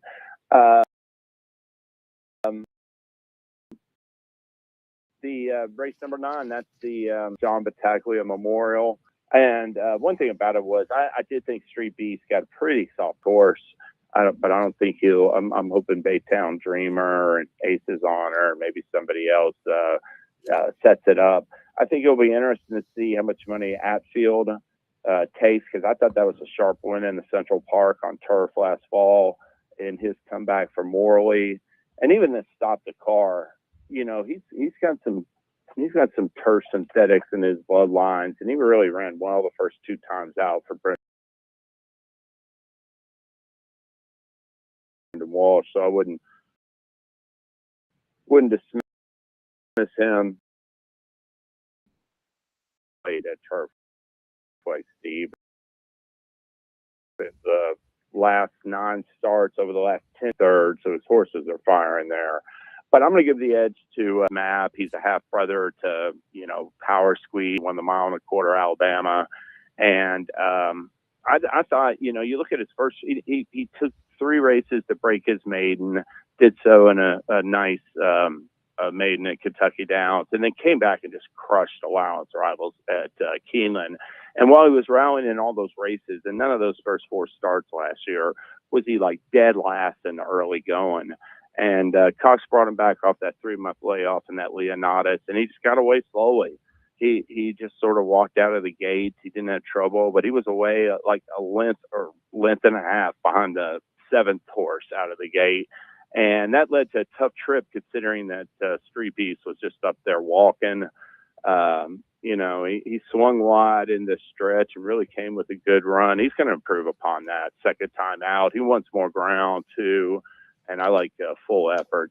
Hopefully he won't be, bet down too much. He's pretty three horses in there listed pretty aggressively on the morning line with Street Beast and 2 Out of Here Hero and full effort at all at 7-2 or lower. So we'll see. I think 3-1 is very realistic, and I like full effort to get the job done in the John Battaglia. Yesterday, when we were talking with Jeff Franklin, I had a feeling that 2 Out Hero might float up from that 7-2, just because Attard and Rafael Hernandez just don't have, they're not going to have, they don't have the name recognition, and I don't know, even with the stake wins and coming out of the summer and so forth, I thought 7-2 was lower than I anticipated anyway on 2 Out Hero. Yeah, no doubt about it. But I do think that there's a chance for Atfield to get bet down from 8-1, and maybe even that Brendan Walsh horse. So, I did think that 8. I thought basically Atfield, if you're going to put somebody at 7-2, he should be 7-2 and 2 Out Hero. The 8-1 because I don't think that this year's his form is good, but I don't think the summer came up as tough. Last year those horses from the summer went and hit the board, at least in the juvenile turf, and I think that the Phillies race was better on that card. I do have a last second Friday push today. It's going to come this evening at Turfway Park. It's race number 7. And this is a race where I take a look at these favorites. I think, the short price horses are vulnerable. And I'm going to take a shot in here with number 5, Babysitter. And now this is a 4-year-old filly by McKenzie. She debuted last year in a $100,000 maiden claimer at Saratoga on the turf. Didn't run very well for Peter Pugh and has been transferred to Brendan Walsh, who, like I said, has been on fire of late. She's got some 5 furlong work. It appears to be training forwardly over the synthetic. Brendan just give her a race back to make sure she can get out of the gate better. He worked her last time a half mile from the gate to get her ready because she's probably training so forwardly. And let me just say this about this Babysitter. Her half-sister, Mood, won the Cincinnati Trophy and finished a good second in the Bourbon Net Oaks, 5 years Turfway. So there's an affinity for this synthetic in her immediate family. She's trained well over it appears, and I think she's eligible to really turn things around tonight. So I'm going to play number 5, Babysitter, in race 7 at Turfway. Interesting. And we talked, it's funny, we talked to Brendan about Sheehy the other day, and he likes him a lot, Danny Sheehy. Yeah, like these, Brendan, he gets these horses with a lot of stakes quality, but he'll put, these horses in maiden or just when they're coming along, he'll ride Declan Cannon, who's, he and Danny Sheehy sort of similar to me. I see Cannon on some of his horses at fairgrounds, and you'll see Sheehy, I guess. I know he rode a horse just the other night for Brendan last weekend at Turfway, so not surprising he's using guys like that, who are Irish. Well, we told him he's got to. If Brendan's looking after him, he's got to keep him away from the Deckies. No Decky Cannon and no Decky Carroll. They're bad influence. bad patties. I don't know about all that, but I'll take your word for it. We love it. James, great to see you last weekend and spend some time in New Orleans. Good luck this weekend. I appreciate it.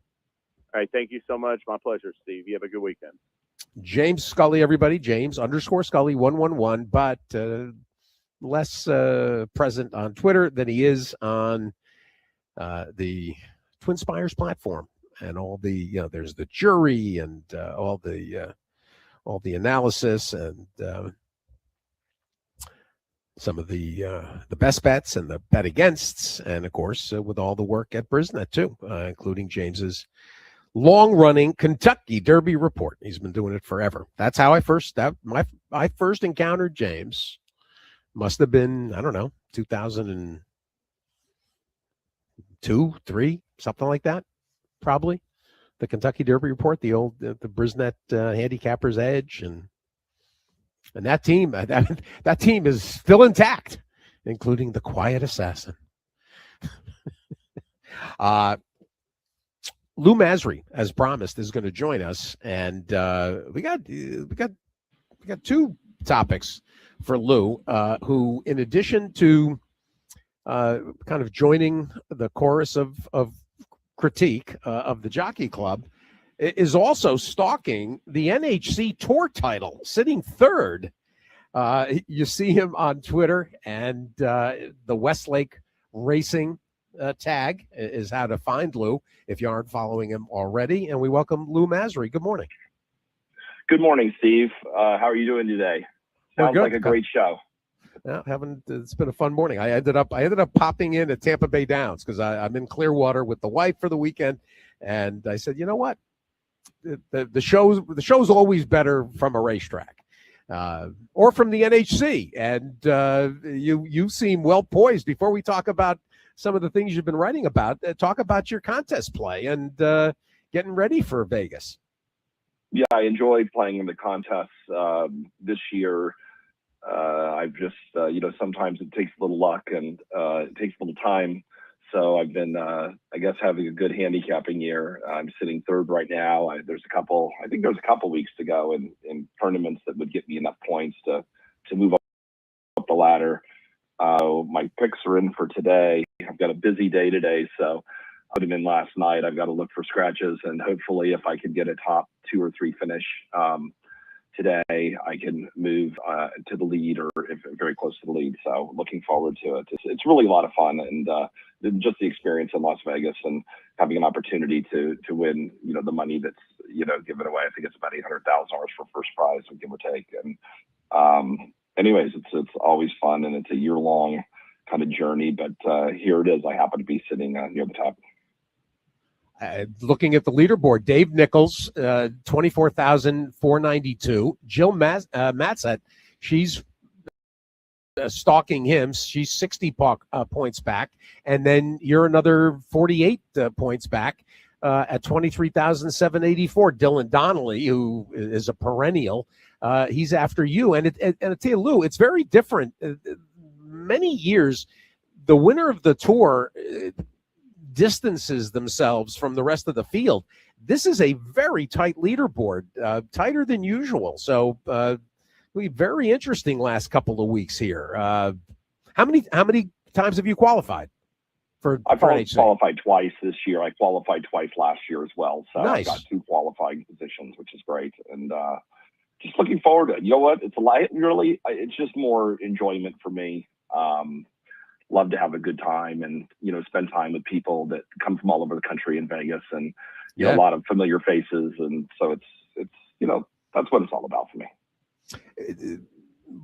Talk about your interest in the game too, and how you got to this point, and obviously we'll kind of morph the conversation into the things you've been writing about. But what got you interested in the game? Yeah, so young, like a lot of people in Southern California, spent a lot of time with my dad and mom at Santa Anita and Hollywood Park. And as a youngster, my dad would give me $2 a race to bet. I was probably 8 or 10 years old. And we'd go in the infield at Santa Anita and we'd bring food and sit on a blanket by the fountain and, spend a Saturday or Sunday there. So that's how it got started. My dad owned some race horses growing up, off and on over the years, and my mom did as well. And then my wife and I started doing a few partnerships on our own with some friends, and then we decided about 6 years ago, maybe a little longer than that, to start purchasing horses on our own, along with our 2 sons, Edward and Nicholas. So we've been fortunate. We've been buying horses at the Keeneland September sale, and maybe about 8 or 9 fillies. Most of them raced as 2-year-olds, and we had a couple black type winners. We had Smoking Hot Stuff who won a couple stakes race at Gulfstream, won her first 3 starts and won a $250,000 at Kentucky Downs. Then we had Miss Maddie B, who ran 5th in the Rachel Alexandra, and then went up and beat lost to a very good horse nest in the Ashland that same year. But we've been able to travel with the horses. I think we've raced in maybe 8 different states over the last couple of years. So it's been fun. Right now we have a couple horses on the track, but and a yearling on the farm at Brookdale. It just bred bred to Street Sense yesterday. So we're actively involved. I guess I'm one of those that is involved in all aspects, including the contests and I've a couple box seats at Del Mar. I go all the time. I live here in Rancho Santa Fe, and so that's really and we really enjoy it. My wife and I and kids enjoy the races and enjoy the camaraderie of all the people we've met over the years. It's the greatest, and I know Bob Hess trains for you. Who else has got horses for you? Yeah, Bob Hess trains here in the West, and then Robbie Medina in the Kentucky region. Nice. He trains for us. He's great. Very communicative. I think this is the first about a year or so we've been working with Robbie, and he's really done a great job with our horses. Nice. And you mentioned Brookdale. We had our homebred raised at Brookdale, Joe Seitz and the team, and is inches away from moving to Belmont and starting his career. Go Birds. Lou, let's shift into the platform that you've utilized to critique, essentially, and you've taken a very different tone, frankly, a more thoughtful and less volatile or vociferous or screechy tone than Mike Rapoli. Talk about what concerns you about the Jockey Club and the way in which you've approached the things that you've been writing about. Yeah, what really started it is, anybody knows I'm not really on X very often and posting, but basically an open letter to me. It was directed at Mike Rapoli, but it went public, and the Jockey Club decided to make it public. And I think that was probably, I'm sure looking back, the Jockey Club probably wishes that they may not have done that with a letter to, that's criticizing claims and that sort of thing that Mike Rapoli has made, and trying to prove them up. And I read that, and I really, really, truly had no idea. I knew the Jockey Club is a place I name my horses for the most part. That I pay my $100 and they, I name it something, after like a candy bar, and they tell me I can't do it because it says Hershey's or something. And then next thing you know, they approve my name at some point. And that's what I know of the Jockey Club. And then I started digging into it that day and started realizing the vast amount of reach they have in our industry, from technology through Equibase and others, and through Encompass, which I use to track monies at different racetracks, to Blood Horse, majority interest there, and a lot of other things, Trunix, and it just goes on and on. And so I started looking into that. So I looked into that a little bit. I happened to stumble upon their tax returns, and it was troubling to me. I looked at it, and I know a lot of the issues in our sport, and I know enough about some of the key issues, which are aftercare is the number one issue. And I've flown to Washington, D.C. and lobbied for the SAFE Act personally on my own dollar at least 10 times over the last couple of years, really. And in reading it, I just became concerned about, loans to HISA, the amount of liquid assets that they have, and a few other things. And it just became concerning to me. If you could distill down some of the things, the one or two or three aspects of of your approach that you think stakeholders need to be aware of, and that would benefit the industry the most if addressed. Yeah. So one thing was, and when HISA was started, I will tell you, I'm a pro HISA person. I do understand people that would have opinions otherwise, and I'm open to that. And I think that's great that people have different opinions in the industry. But when HISA first, I'm pro HISA in, let me just take a step back, in some ways, but financially I'm concerned about it. But there was a loan made by the Jockey Club for $1.85 million. It appears to be seed money to start HISA. The problem is they forgave that loan. Okay, so I get that they are a nonprofit. I know they're a nonprofit. I do understand that they obviously operate businesses within the nonprofit. But I also know that those people in this industry, including myself and people that have reached out to me since, and there's a lot of them, lots of people, are concerned that we're funding an organization or a nonprofit that may not be, properly handled and managed. So that's one thing. The other thing is, in looking at their tax returns, their Form 990s, you see that they have about $40 million in liquid assets, including stocks and bonds, and that's really the line that it's under. That's a lot of money that can be invested into our industry, especially aftercare, and also trying to stabilize jurisdictions across America, including Southern California. There's also, there's a lot of other issues that money can be used for: backstretch health and workforce programs, surface safety. There's a lot, but really national, locally marketing campaigns for jurisdictions that really need help right now, that may not have slot revenue and that sort of thing. Another thing I notice that's concerning is, and not so much, I don't know what the rent is. I understand that they share space with Breeders' Cup and maybe some others, but their executive offices are on 250 Park Avenue in New York. They're probably the hottest business real estate in the nation. It's just not a good look. I'd like to see the executives in Lexington somewhere, to be honest with you. And there's more there, but you asked for the core things. I think those. I'm asking questions on X. I'd like Jockey Club to publicly address those questions. As why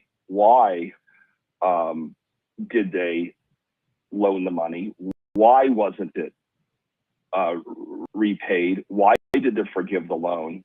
Why are they holding $40 million in assets? And what is the capital deployment plan? Why is no emergency stabilization funding for Southern California? Why isn't money directly going to aftercare? Why is executive compensation at $3 million a year and grants are, averaging about 1.5 million over the last 15 years? $22 million, according to their own 990 forms, have gone towards grants in our industry, but there's $33 million in executive compensation. And I think this can be fixed.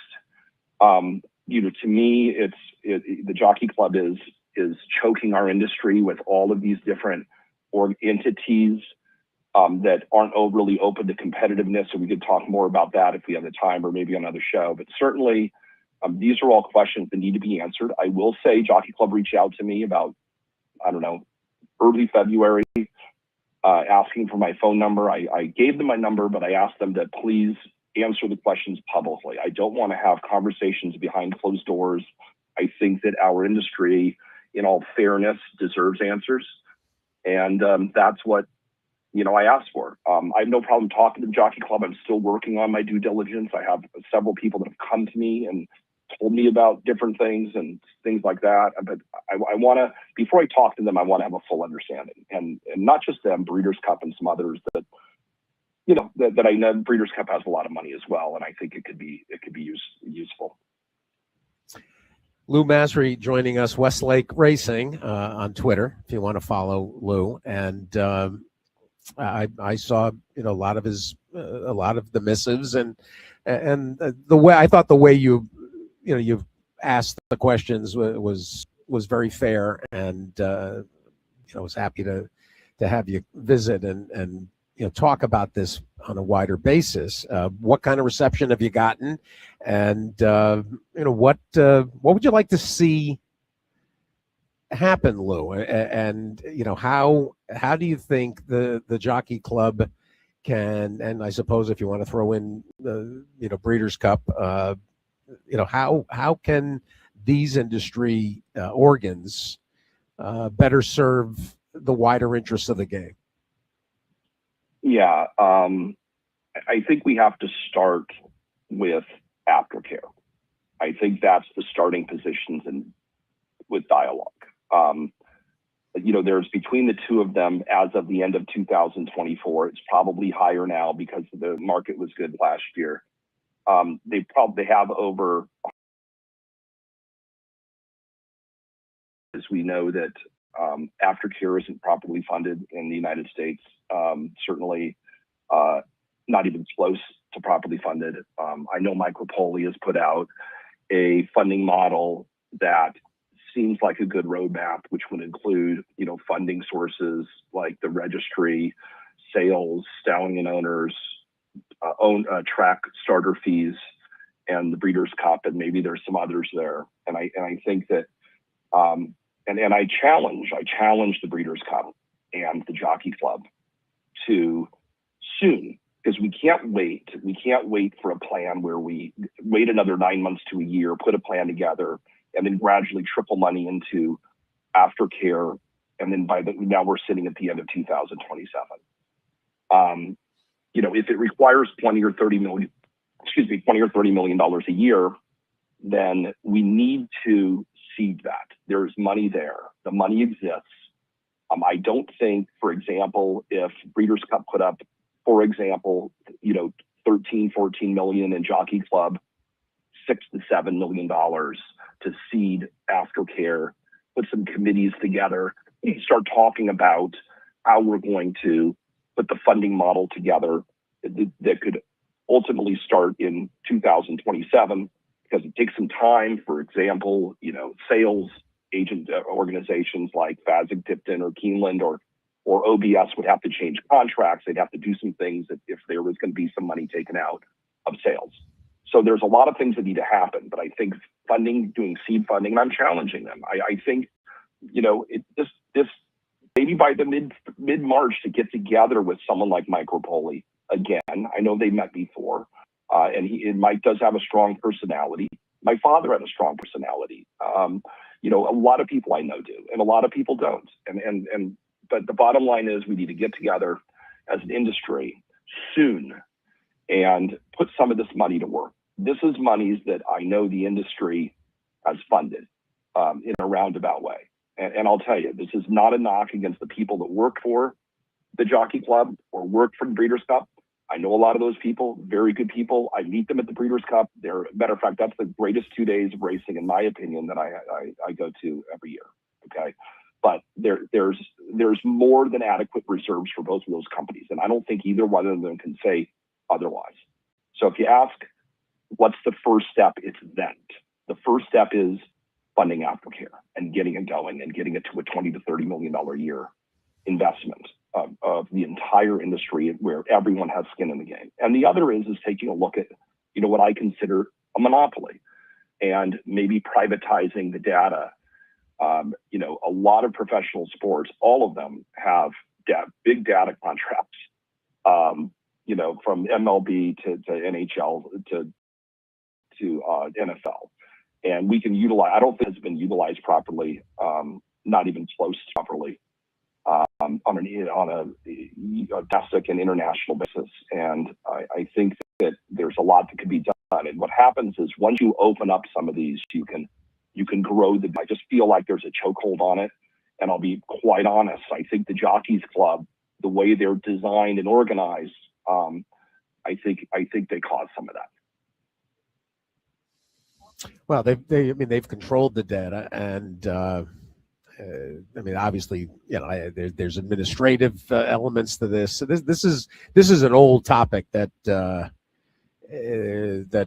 goes down several rabbit holes, Lou. But that's the problem. It's been challenged over the years. Yeah, it's a fascinating discussion, actually, and I know that the Jockey Club has tried Jockey Club Information Systems. They've tried some things that really haven't satisfied. The open source topic about letting inventive people utilize the data and create their own handicapping tools. That's a discussion we had go back a few years. Robin Howlett was a kind of a Flashpoint developer that ran afoul of the way in which the data is managed, and that triggered an interesting conversation. There's a lot of these areas that have come up individually, and one of the frustrations, Lou, I think, is that the challenge of addressing the industry's needs. That there's so many brush fires on such a regular basis that it's hard. I understand why. Mike and in this case now you talking about aftercare and trying to start momentum with one win. I found it kind of an odd place to start, considering how much progress has been made in the aftercare arena in the last 10 to 15 years. I mean, things were not great years ago, and the TAA really made a lot of problems go away, and the thoroughbred side of second careers, we've been the ones that have carried the load, even though we're a much smaller percentage of retired horses and horses that get into harm's way. Thoroughbreds are a small percentage of the horses that go to slaughter, and yet we're the ones that seem to be in the crosshairs the most, and have taken on the obligation. I personally, I thought that there were other issues vexing the game that were even bigger than aftercare. Well, I mean, first of all, we're the ones that are financially benefiting from the horses. There's a lot of horses that go to slaughter that aren't being financially benefited by folks. So we're the ones that should carry the larger load, frankly. But yeah, I'm not saying that there's other things. I think that Southern California racing and local jurisdictions or any other jurisdictions that are struggling need to be dealt with and helped. I do believe that. And people can, love or hate owners of tracks or whatever it may be. The bottom line is,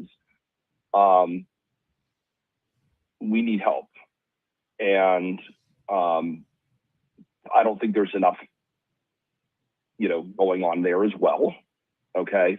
But what I'm saying is, I think that aftercare, from what I'm hearing from people, okay, it's not fully funded, and it needs to be fully funded. The Band-Aid, and I'm not, again, TAA has done a good job in putting money together, and I think the industry has trickled money in, to help. I personally give to aftercare, but there is way more that needs to be done, and I think the money is there. And I don't think people, I guarantee you 90% of the people in our industry, probably close to 98%, have no idea that these kind of liquid assets are just sitting around. And it's a rainy day fund, fair. And it's pouring rain right now, Steve. It's pouring rain. Yeah, no, well, listen, I've discussed this. I've brought this up for 10 to 15 years. It's almost amusing to hear it, being used as a crowbar, because I've asked this question for a long time. And the Jockey Club themselves, you go back to the round table where the Jockey Club themselves volunteered to support tracks that were struggling, and I mean they brought that out themselves 7 years ago. So that was an invitation for this conversation. And I think it's I've had 750,000 views on posts, okay, since January 27th.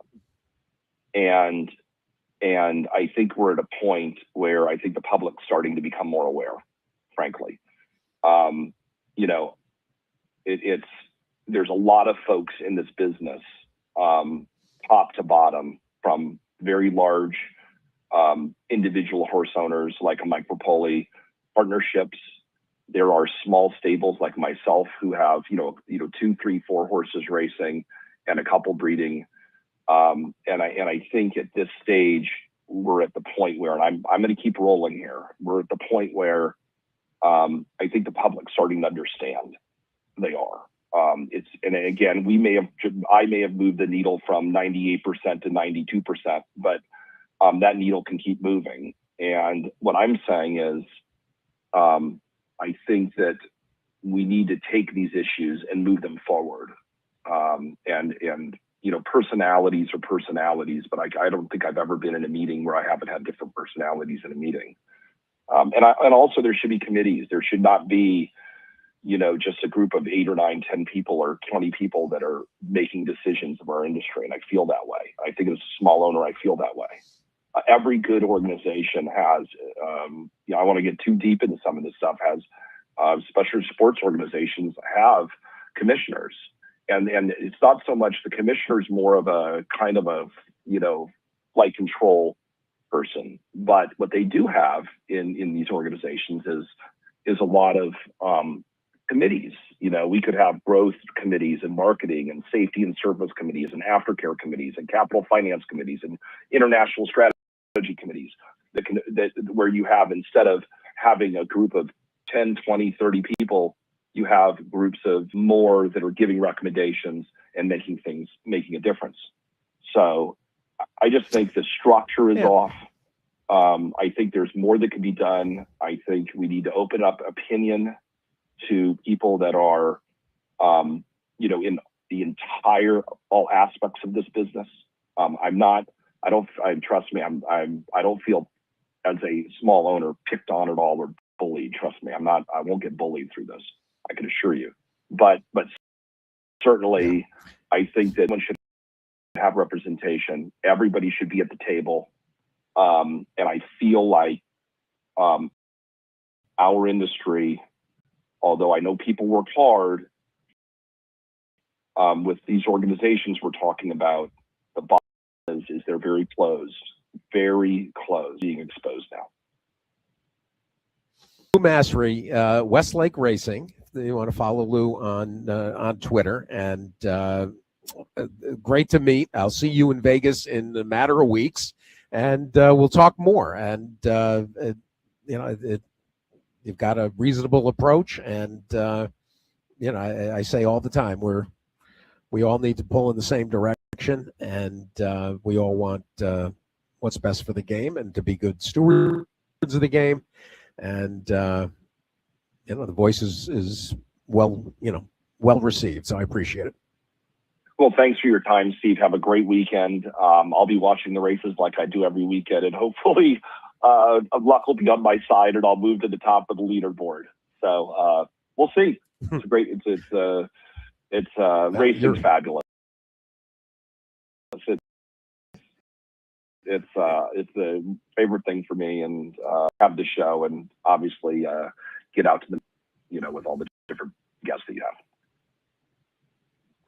No, I appreciate it. And you're in amongst a pretty elite group of handicappers to be sitting third on the NHC Tour, ahead of names like Paul Sherman. You've had a great, consistent year. So finish strong, and we'll see you at Horseshoe Vegas. Wonderful. Thanks for your time.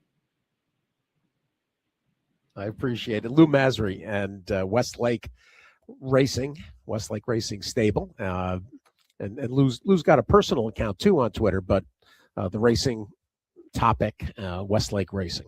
All right. And Hammer's joining us. Hammer talked to Lou during the week too. And we'll get a little insight from Rick on this as well. Rick, good morning. Can you hear me? Yeah, I can. It's a little delayed today for some reason. You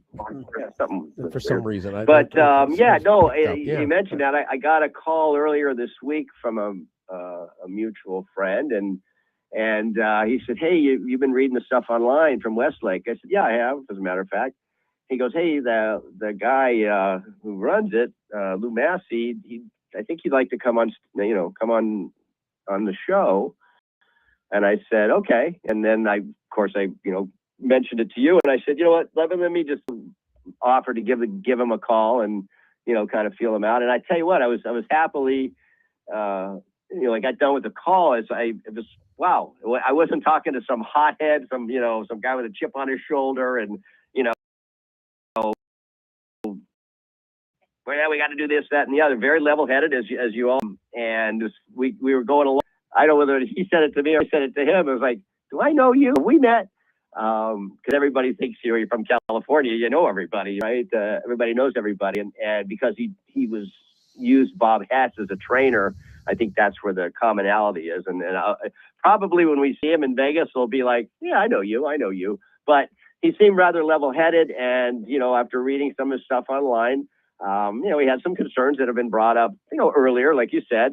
But he put them in a nice way, in a nice, concise way to read that you could understand. And so I'm glad that, he's able to come on and kind of, get everybody else up to date a little bit about what he's been writing about, and just kind of facts and figures, not really pointing fingers or blaming people, but it's getting to that phase where, he's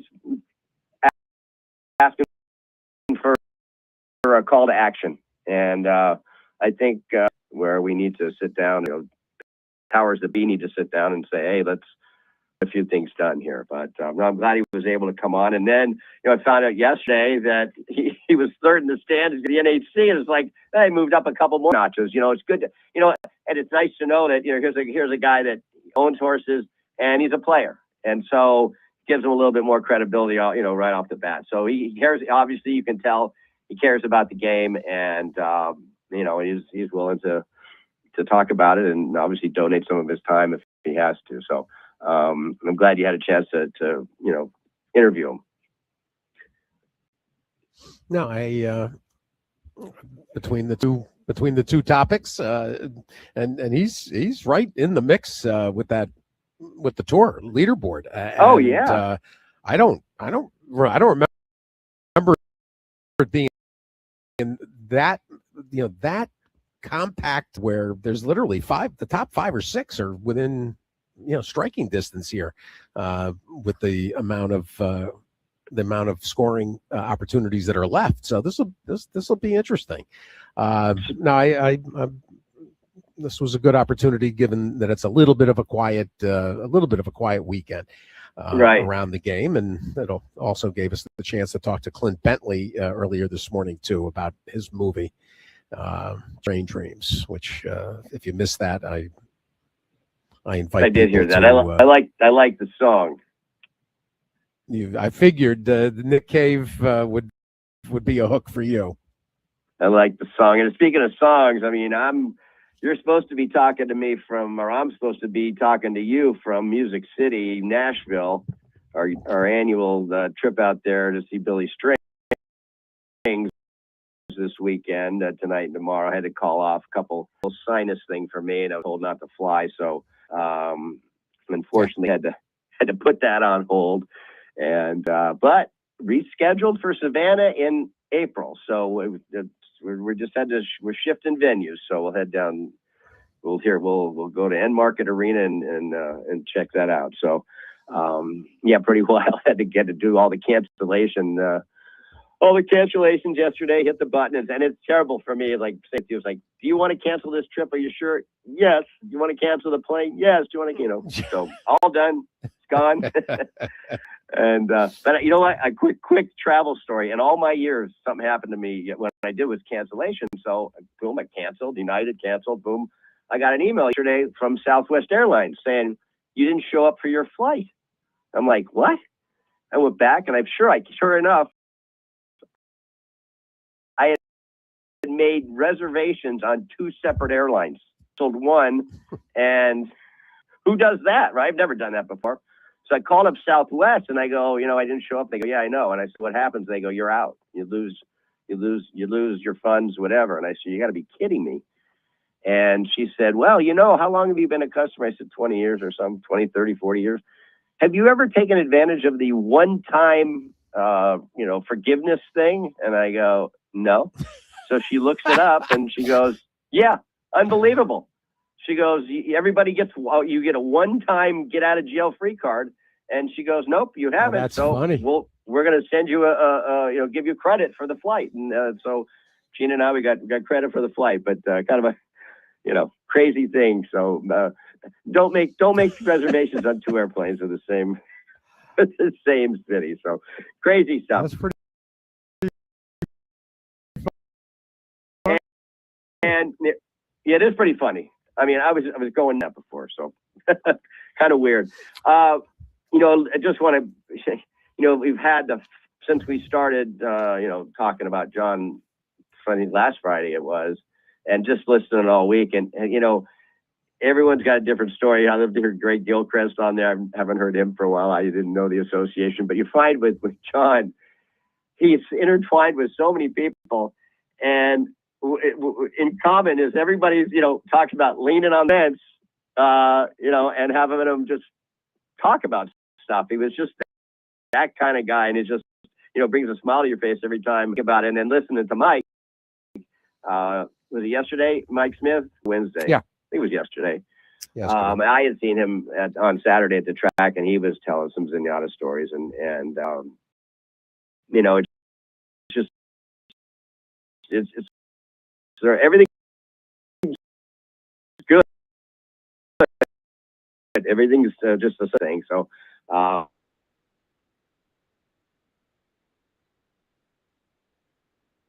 but line up was 8 years ago, Wednesday, 2 days ago, Wednesday. Now think about this. We're February 18th. It was 2 days ago. 8 years ago, Justify made his first start. And when you think about that and the whole, global derby 3-year-old stuff, it's pretty wild.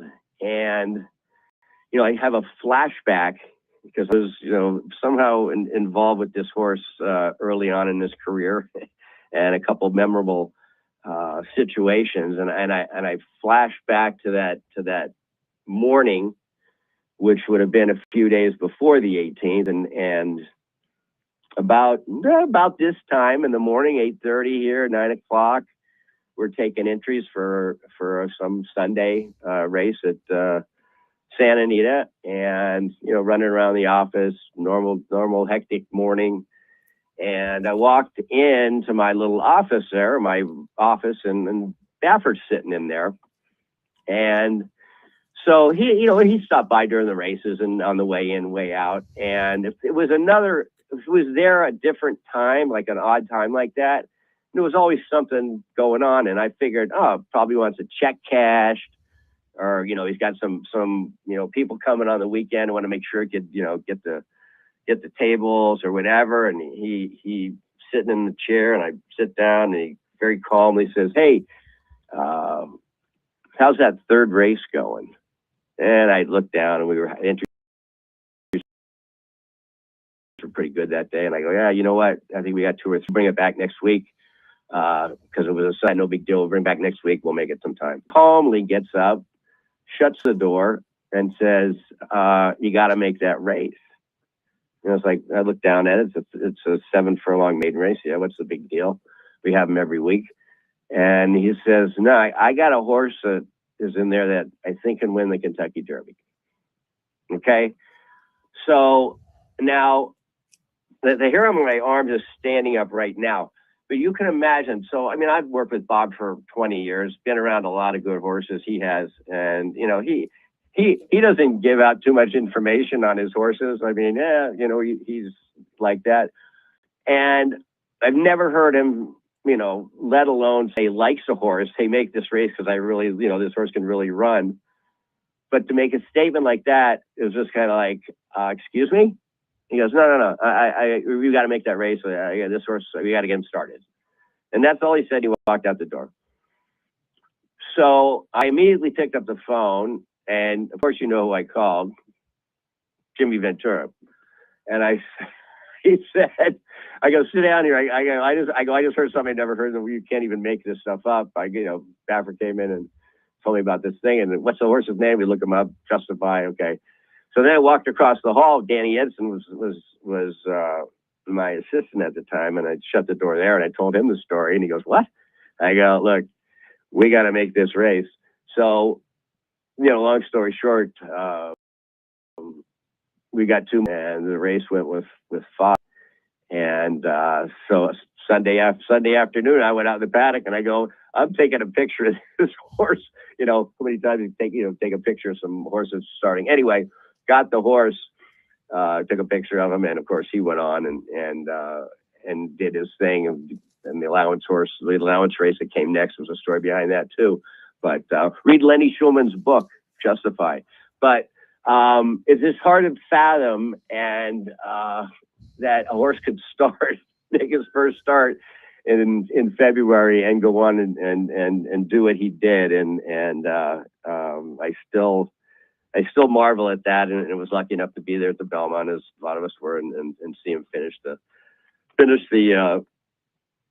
out the story. But I always think back to that day, and you've heard Mark Glatt tell this story, and so just a normal fifth race with 5 horses going on in a maiden race here, and so on the way over, when the horses come from Santa Anita, from the barn area over to the paddock on their way to the racetrack, they stop in a place that's called the Round Barn. And it's kind of like a holding barn. The horses go in there. They're identified in there. They're weighed in there. And, they're in there for 10, 20 minutes, whatever long. And then they come back out and they walk into the paddock. And then they saddle up and they go out to the track. Well, little we know that, Mark Glatt had a horse in there they really liked. And he was telling me after the race, and he says, I knew I was in trouble. And I go, what are you talking about? He goes, I've been racing here for 10, 15 years, and I've never seen Bob Baffert in the Round Barn. And he says, so when I walked in there, and he's standing next to this horse, he goes, I am done. It's just the way he told the story was like, he immediately knew that he hasn't been in here for a steak or $1 million for this maiden race. And but anyway, it was just a remarkable story about that horse, that he would get his start later. And, I probably has had something to do peripherally with horses, like, hey, we don't have to start, in our 2-year-old careers necessarily. We look what he did. So, maybe we can start a little bit later, but as we're seeing. But anyway, that Justify story just kind of always comes back to me. And then as I keep going, you had Haskett on the other day, and I called him, and he reminded too. And he used to call, every March or something, he would call out here and he'd say, who give me the lowdown on the 3-year-olds out here. So he called that year, of course. And I said, look, I'm going to tell you a story. And the horse had run once, I think. I said, I'm going to tell you a story about this horse. And I went through the story with Justify, and I said, but you can't use this. I said, you can't use this story. I'm just telling you how much Bob thinks about this horse. And he tells me, he goes, I'm not going to use a story, but if he wins, I'm going to use the story. And of course he won, and he went through the story on one of his wrap ups. And it was, when you read about it too, it's even more astonishing.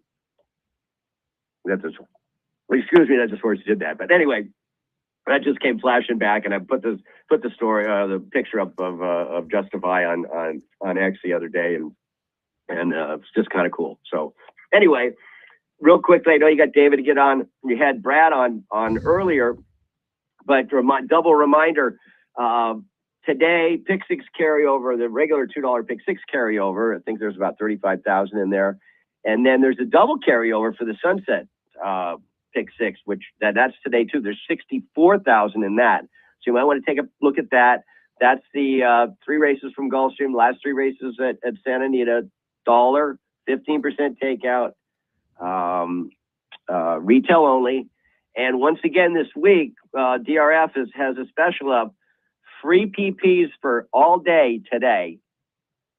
And that's at that site, promos, promos.drf.com/SantaAnita25, and also free PPs for today's and tomorrow's Coast to Coast. And that's on the website, one of the banners that goes by. So take advantage of the free PPs, and hopefully that's a start of things to come, not just here, but just in general, and start to let's give out some PPs and let people enjoy some of this stuff for nominal cost. And I think that's part of the Lou Mastery thing too. It's like they got some data over there, and we need to get it to the people, right?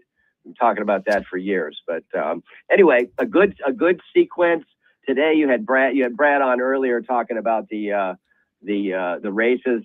There's about tomorrow has a nice pick 4, and the late pick 3, the $3 pick 3 is good. There's a horse running tomorrow that I wanted has a good look to me, and that's in the 9th race, part of those sequences, and that's Lyle the Crocodile, Phil D'Amato horse that is coming off a little bit of a layoff, but it's 10-1 in the program, and that's what kind of caught my eye more than anything. Coming off the Mathis Mile run on opening day here, only got beat a couple lengths, dropping down a notch. The horse just fits that down the hill thing. So 10-1 on Lyle the Crocodile. The Wishing Well today. Of course, Wishing Well is a filly that ran here at Santa Anita a while ago. I'm talking probably in the 70s or 80s, or somehow or another always remembered her. But more importantly was the Dam of Sunday Silence. So she gets a mention. So you can't say I don't like the dams. We had the Sweet Life. We did the Sweet Life before, and the Wishing Well. And but another good race here. There's a I heard Marcus talk about the horse Saratoga Special, Richard Baltus.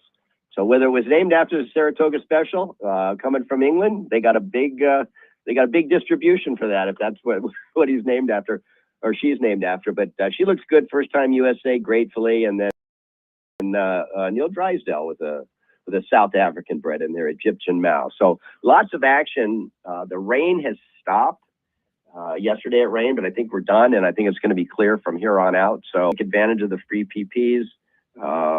Looking west, and next week we'll have some more 3-year-old action around, and it's good to kind of, the weather's cleared everywhere. I know the Northeast is supposed to get hit with a little nor'easter, but in general, it's not freezing, and we're coming out of our shell here, and racing is starting to pick up. So let's go to the races, right? Yeah. Hammer, let me jump. I've got Jason here, and I've got David on the line, and we'll talk next week. We will. All right. See you at the races, everybody.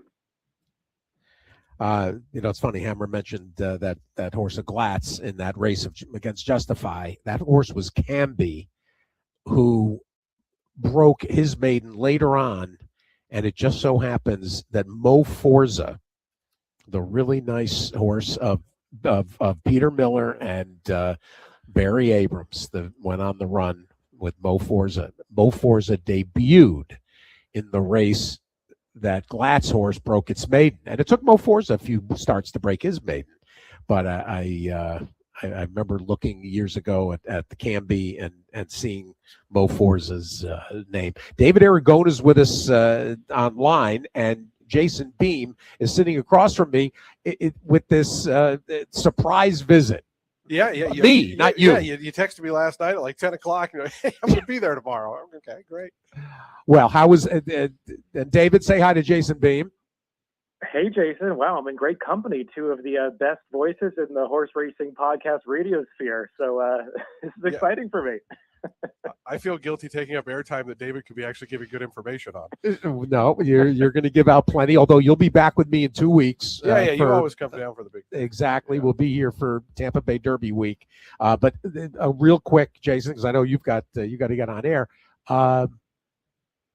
It looked like the celebration was spectacular last week. Yeah. Oh, it was really, really cool. Yeah, we had the events on track. Obviously, the Sam F. Davis the week before, so it was a real fun little stretch of activities here. But we went downtown and had a big party. Margot got trolleys for all the employees to go downtown, so everybody could have a few pops and not worry about having to drive home. And it was a blast. It was like a nice museum. They had an exhibit out there, and a lot of really, really cool old stuff. A lot of people from out of town. All the jockeys and jeans riders were in town, which was a huge success. I got to meet Tom Durkin, which was like the highlight. You never met Tom? Not once, no. How is that possible? Well, I mean, we don't exactly cross paths, He retired before I kind of got back into it. I was out of it for a few years, and so he had retired then, but I just never I had met Trevor once, but never Tom.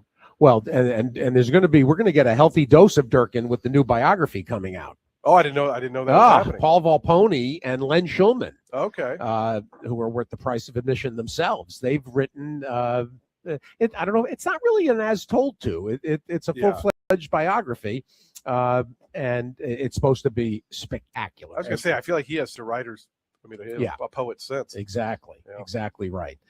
Tampa Bay Derby shaping up, and it looks like arcing toward a really good group of horses. Yeah, I mean, I thought Sam Davis Day was one of the better ones in terms of his quality. We saw even that maiden race with Emerging Market and Power Shift, the Rapoli horse. Yep. And so I felt like there was a lot of memorable stuff that day. And obviously, there's no 3-year-old filly dirt race on. So what we saw with the other Rapoli horse, I'm so bad with names after the fact. But I think Kentel's the one I've heard is maybe coming. The Chad horse that was a real Canaletto. Yeah, that was a real good winner at Gulfstream. But I haven't heard a lot of other murmurs, so I suppose we'll kind of hear in the next couple of weeks. Obviously, Virginia Derby the week after that, so I've been kind of paying attention to that a little bit. I'm not going to be there, but obviously rooting for the home team.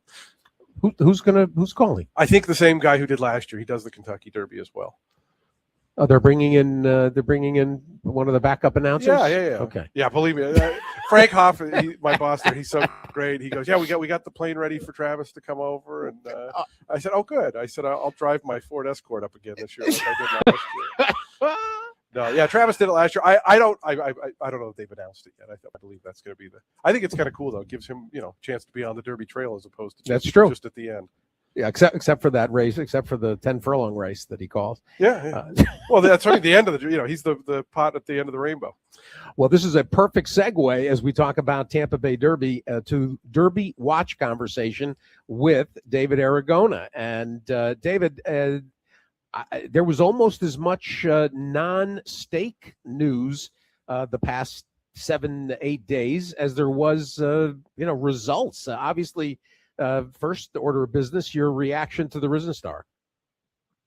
Yeah, I mean, Paladin obviously earned those 50 points, so he's in the Kentucky Derby. And I mean, I know he didn't get the fastest speed figure, but I mean, nobody in this crop is running particularly fast outside of Nearly, at least among those that we've seen so far this year. I mean, I think the 93 buyer that he got was only 2 points lower than what Sierra Leone got when he won the race with a 95 a couple of years ago. So, I mean, he's right on track. And the way that Chad brings him along, you've got to imagine he's going to step forward in the bluegrass or he's going to go next. I just thought it was a really solid effort, especially the way that he kind of picked up and finished in the last eighth of a mile. It just kind of, solidifies that he's a horse that really wants every bit of this distance and probably further down the line. And he's got that tactical speed where he can place himself anywhere and not be disadvantaged by a horse like Chip Honcho getting loose on the front end. So I just liked everything I saw from him. And I mean, in my mind, and I think in the minds of a lot of people, he's the leading contender right now. How about behind him? Chip Honcho kind of took on the same role that we talked about with Soldier and Diplomat the week before at Oaklawn in the Southwest. And then there's the matter of Golden Tempo. Yeah, I mean, Chip Honcho, I guess you could argue he was carried by the track a little bit. I thought he was more so just carried by the fact that there really wasn't any other speed in the race. And I mean, lone speed is always dangerous on the dirt, and he got away with fractions that are very comfortable for him. And he is a horse that had a very tough trip in the Lecomte prior to that. So nice to see him bounce back. And he does seem like a horse to me that will go longer. It's just a matter of what kind of pace situation he's going to face in the Derby. And Golden Tempo, obviously, the race flow didn't suit him here nearly as well as it did in his first couple of starts. You still want to see him run faster at some point, and he just does seem like a horse that's a little bit slow, a little bit of a plotter. So, I mean, obviously, in a situation like the Kentucky Derby where there is a fast pace, you become interested in horses like him, maybe to round out the minor awards. But to win the big race, he's going to have to run faster at some point and prove that he can overcome dynamics, and he didn't do that on Saturday. Let's talk about the Cherie DeVoe Derby Watch. Well, I mean, the news from last week is that Mesquite is off the trail. I know some people, myself included, were interested in him. I mean, he looked like a horse that was a work in progress and he broke his maiden and he stepped forward in the Lecomte. But, obviously, the spotty work tab since then raised some red flags. It's been announced he'll be off the trail. I think Dave Grenning reported that last week. So still looks like she has a pretty strong hand, though, because that horse that she sent out yesterday at the fairgrounds, Reagan's Honor, I believe is the name. Yep. 96 buyer, beat older horses. Don't think it was the toughest field of older horses, but, I mean, he did it the right way. I mean, it's not like he hadn't run well in his prior start. I think his maiden victory had a similar time to the Lecomte on that undercard. So he's definitely a horse that's stepping forward at the right time, and I imagine they'll look at the Louisiana Derby next. It seems like the two turns at fairgrounds really works for him. So it's just refreshing to see some horses actually run some fast speed figures. So the race he ran certainly puts him in the mix. I think you better add Awesome Gun to the also receiving votes element, because that was a significant improvement, and the light may have come on, and he's going to get another start, and he's going to probably get one swing at the can here, and took a step forward. 86 buyer, but it feels like he's a horse that might have a quantum leap available to him next time. It's getting a little late for horses that just broke their maidens to get into the Kentucky Derby. But he's another horse that was forward on Saturday, so I would need to see more. I'm not a believer just yet, but he definitely has improved a lot in the past couple starts. How about a play? Got a minute or so? How about a play to send us into the weekend, David? Sure. Why don't I go to Turfway, because that's the place outside of Aqueduct where I look. So I handicapped both stakes races, the one tonight and the one tomorrow. Perfect. In the Cincinnati Trophy, Dame Laura, she's the reliable horse who's handled the distance and surface. Nothing clever to say about her. She's the one to beat. The long shot that interests me, Steve, is the number 9, Wanzi Weather, who I know she's a maiden coming in here, but I remember I was handicapping in Alcibiades last year and kind of made like this mental note that, okay, this is just the wrong race for her on the dirt. But when I watched her first couple starts at Kentucky Downs, there was something there. She ran okay second time out in that third place finish behind Infinite Sky, and then she got no pace to close into in the race after the Alcibiades.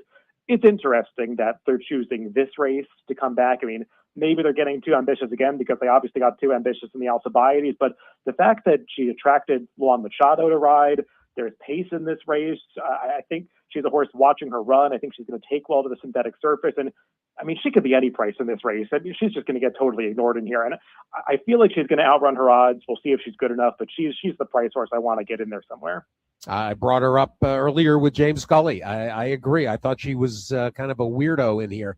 Wanzi Weather, a Cupid daughter, and the Cupids are okay on synthetic, and this one's run 3 turf races and 104 days off since last seen. I thought you landed on something interesting. And then Saturday in the Battaglia. The 2 horses coming out of the Leonatus obviously make sense. Street Beast, he really did have things his own way. I don't think it was some super slow pace. It was an even pace, but he obviously can run that way, and he was tough to catch. Full Effort, I know, is a horse a lot of people like out of that race, because he was the one horse that made up a lot of ground. To me, he's going to have to run a little bit better in here, and he drew a tough post position, so he could turn the tables on Street Beast. But I think this race goes beyond the 2 of them. I'm interested in a couple horses that should be prices, one of which is the number 2, Steel Imperium, going out for Kaio Karamori, who has really turned things around in the past 6 months or so. If you look up his stats in Formulator, he's got like a $3 ROI over the last 6 months, winning at a much higher percentage than previously. And this horse was good on debut. Maybe not beating much, but when you look at his pedigree, he is bred to run not just a mile and a 16th, but a mile and a quarter down the line. So I think he could really improve in here. But the horse that I put on top that I really want to bet is the number 10, Ace's Honor, who is trying the synth for the first time. But these are the Chunk of Gold connections trainer from last year. And this horse, I know he only won by a head in his last couple of turf races. To me, he was so much the best both times. There was a very contested pace maiden race. He put away the speeds, held off the closer late. That was a really good effort in terms of dynamics. And last time out, I know it was just a 4-horse field, but he got dueled on the front end. He put away the speed horse again, held off the closer. This horse has outrun pace dynamics twice in a row now. He's got pedigree for synthetic. I just think he's going to be ignored in here on the assumption that this pace is going to come apart. And personally, I don't think Street Beast needs to be a speed horse. I don't see a ton of speed in here. I think it's going to be able to get forward and over. And this is the horse that I think can outrun his odds.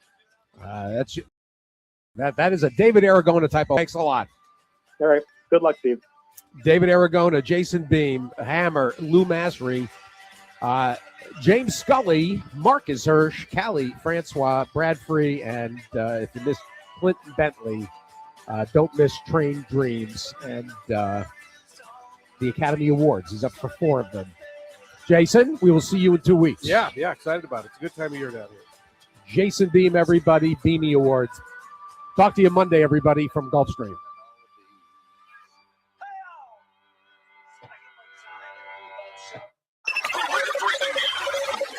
Apple Races with Steve Byk on Sirius XM Radio. Who you betting on? How about an app created specifically for horse racing? Naira Bets. We specialize in thundering hooves, fist pumping, and boosting your bankroll with robust weekly promotions and offer betting tips from actual horse racing experts. Bet all day and night nationwide. Get the action and thrill of horse racing with Naira Bets. $200 deposit match with promo Steve200. Visit NairaBets.com for details. Horses power Virginia's economy, creating over 38,000 good, fulfilling jobs every year. Think about the farmers, the farriers, the feeders, the athletes, trainers, drivers, and jockeys, caretakers and landscapers, investors and interns, veterinarians, restaurant owners, restaurant workers, tour guides, trail guides, equine therapists, and so many more. Now that's horsepower. Virginia's economy wins with horses. The Pennsylvania breeding program is the best program in the country. The stallion awards, the owner bonuses, also the restricted races and the stakes races for Pennsylvania breeders. Last year, 321 Pennsylvania breeders earned breeders awards. 22 Pennsylvania breeders earned over $100,000. We have the best program in the country. Take advantage of the fantastic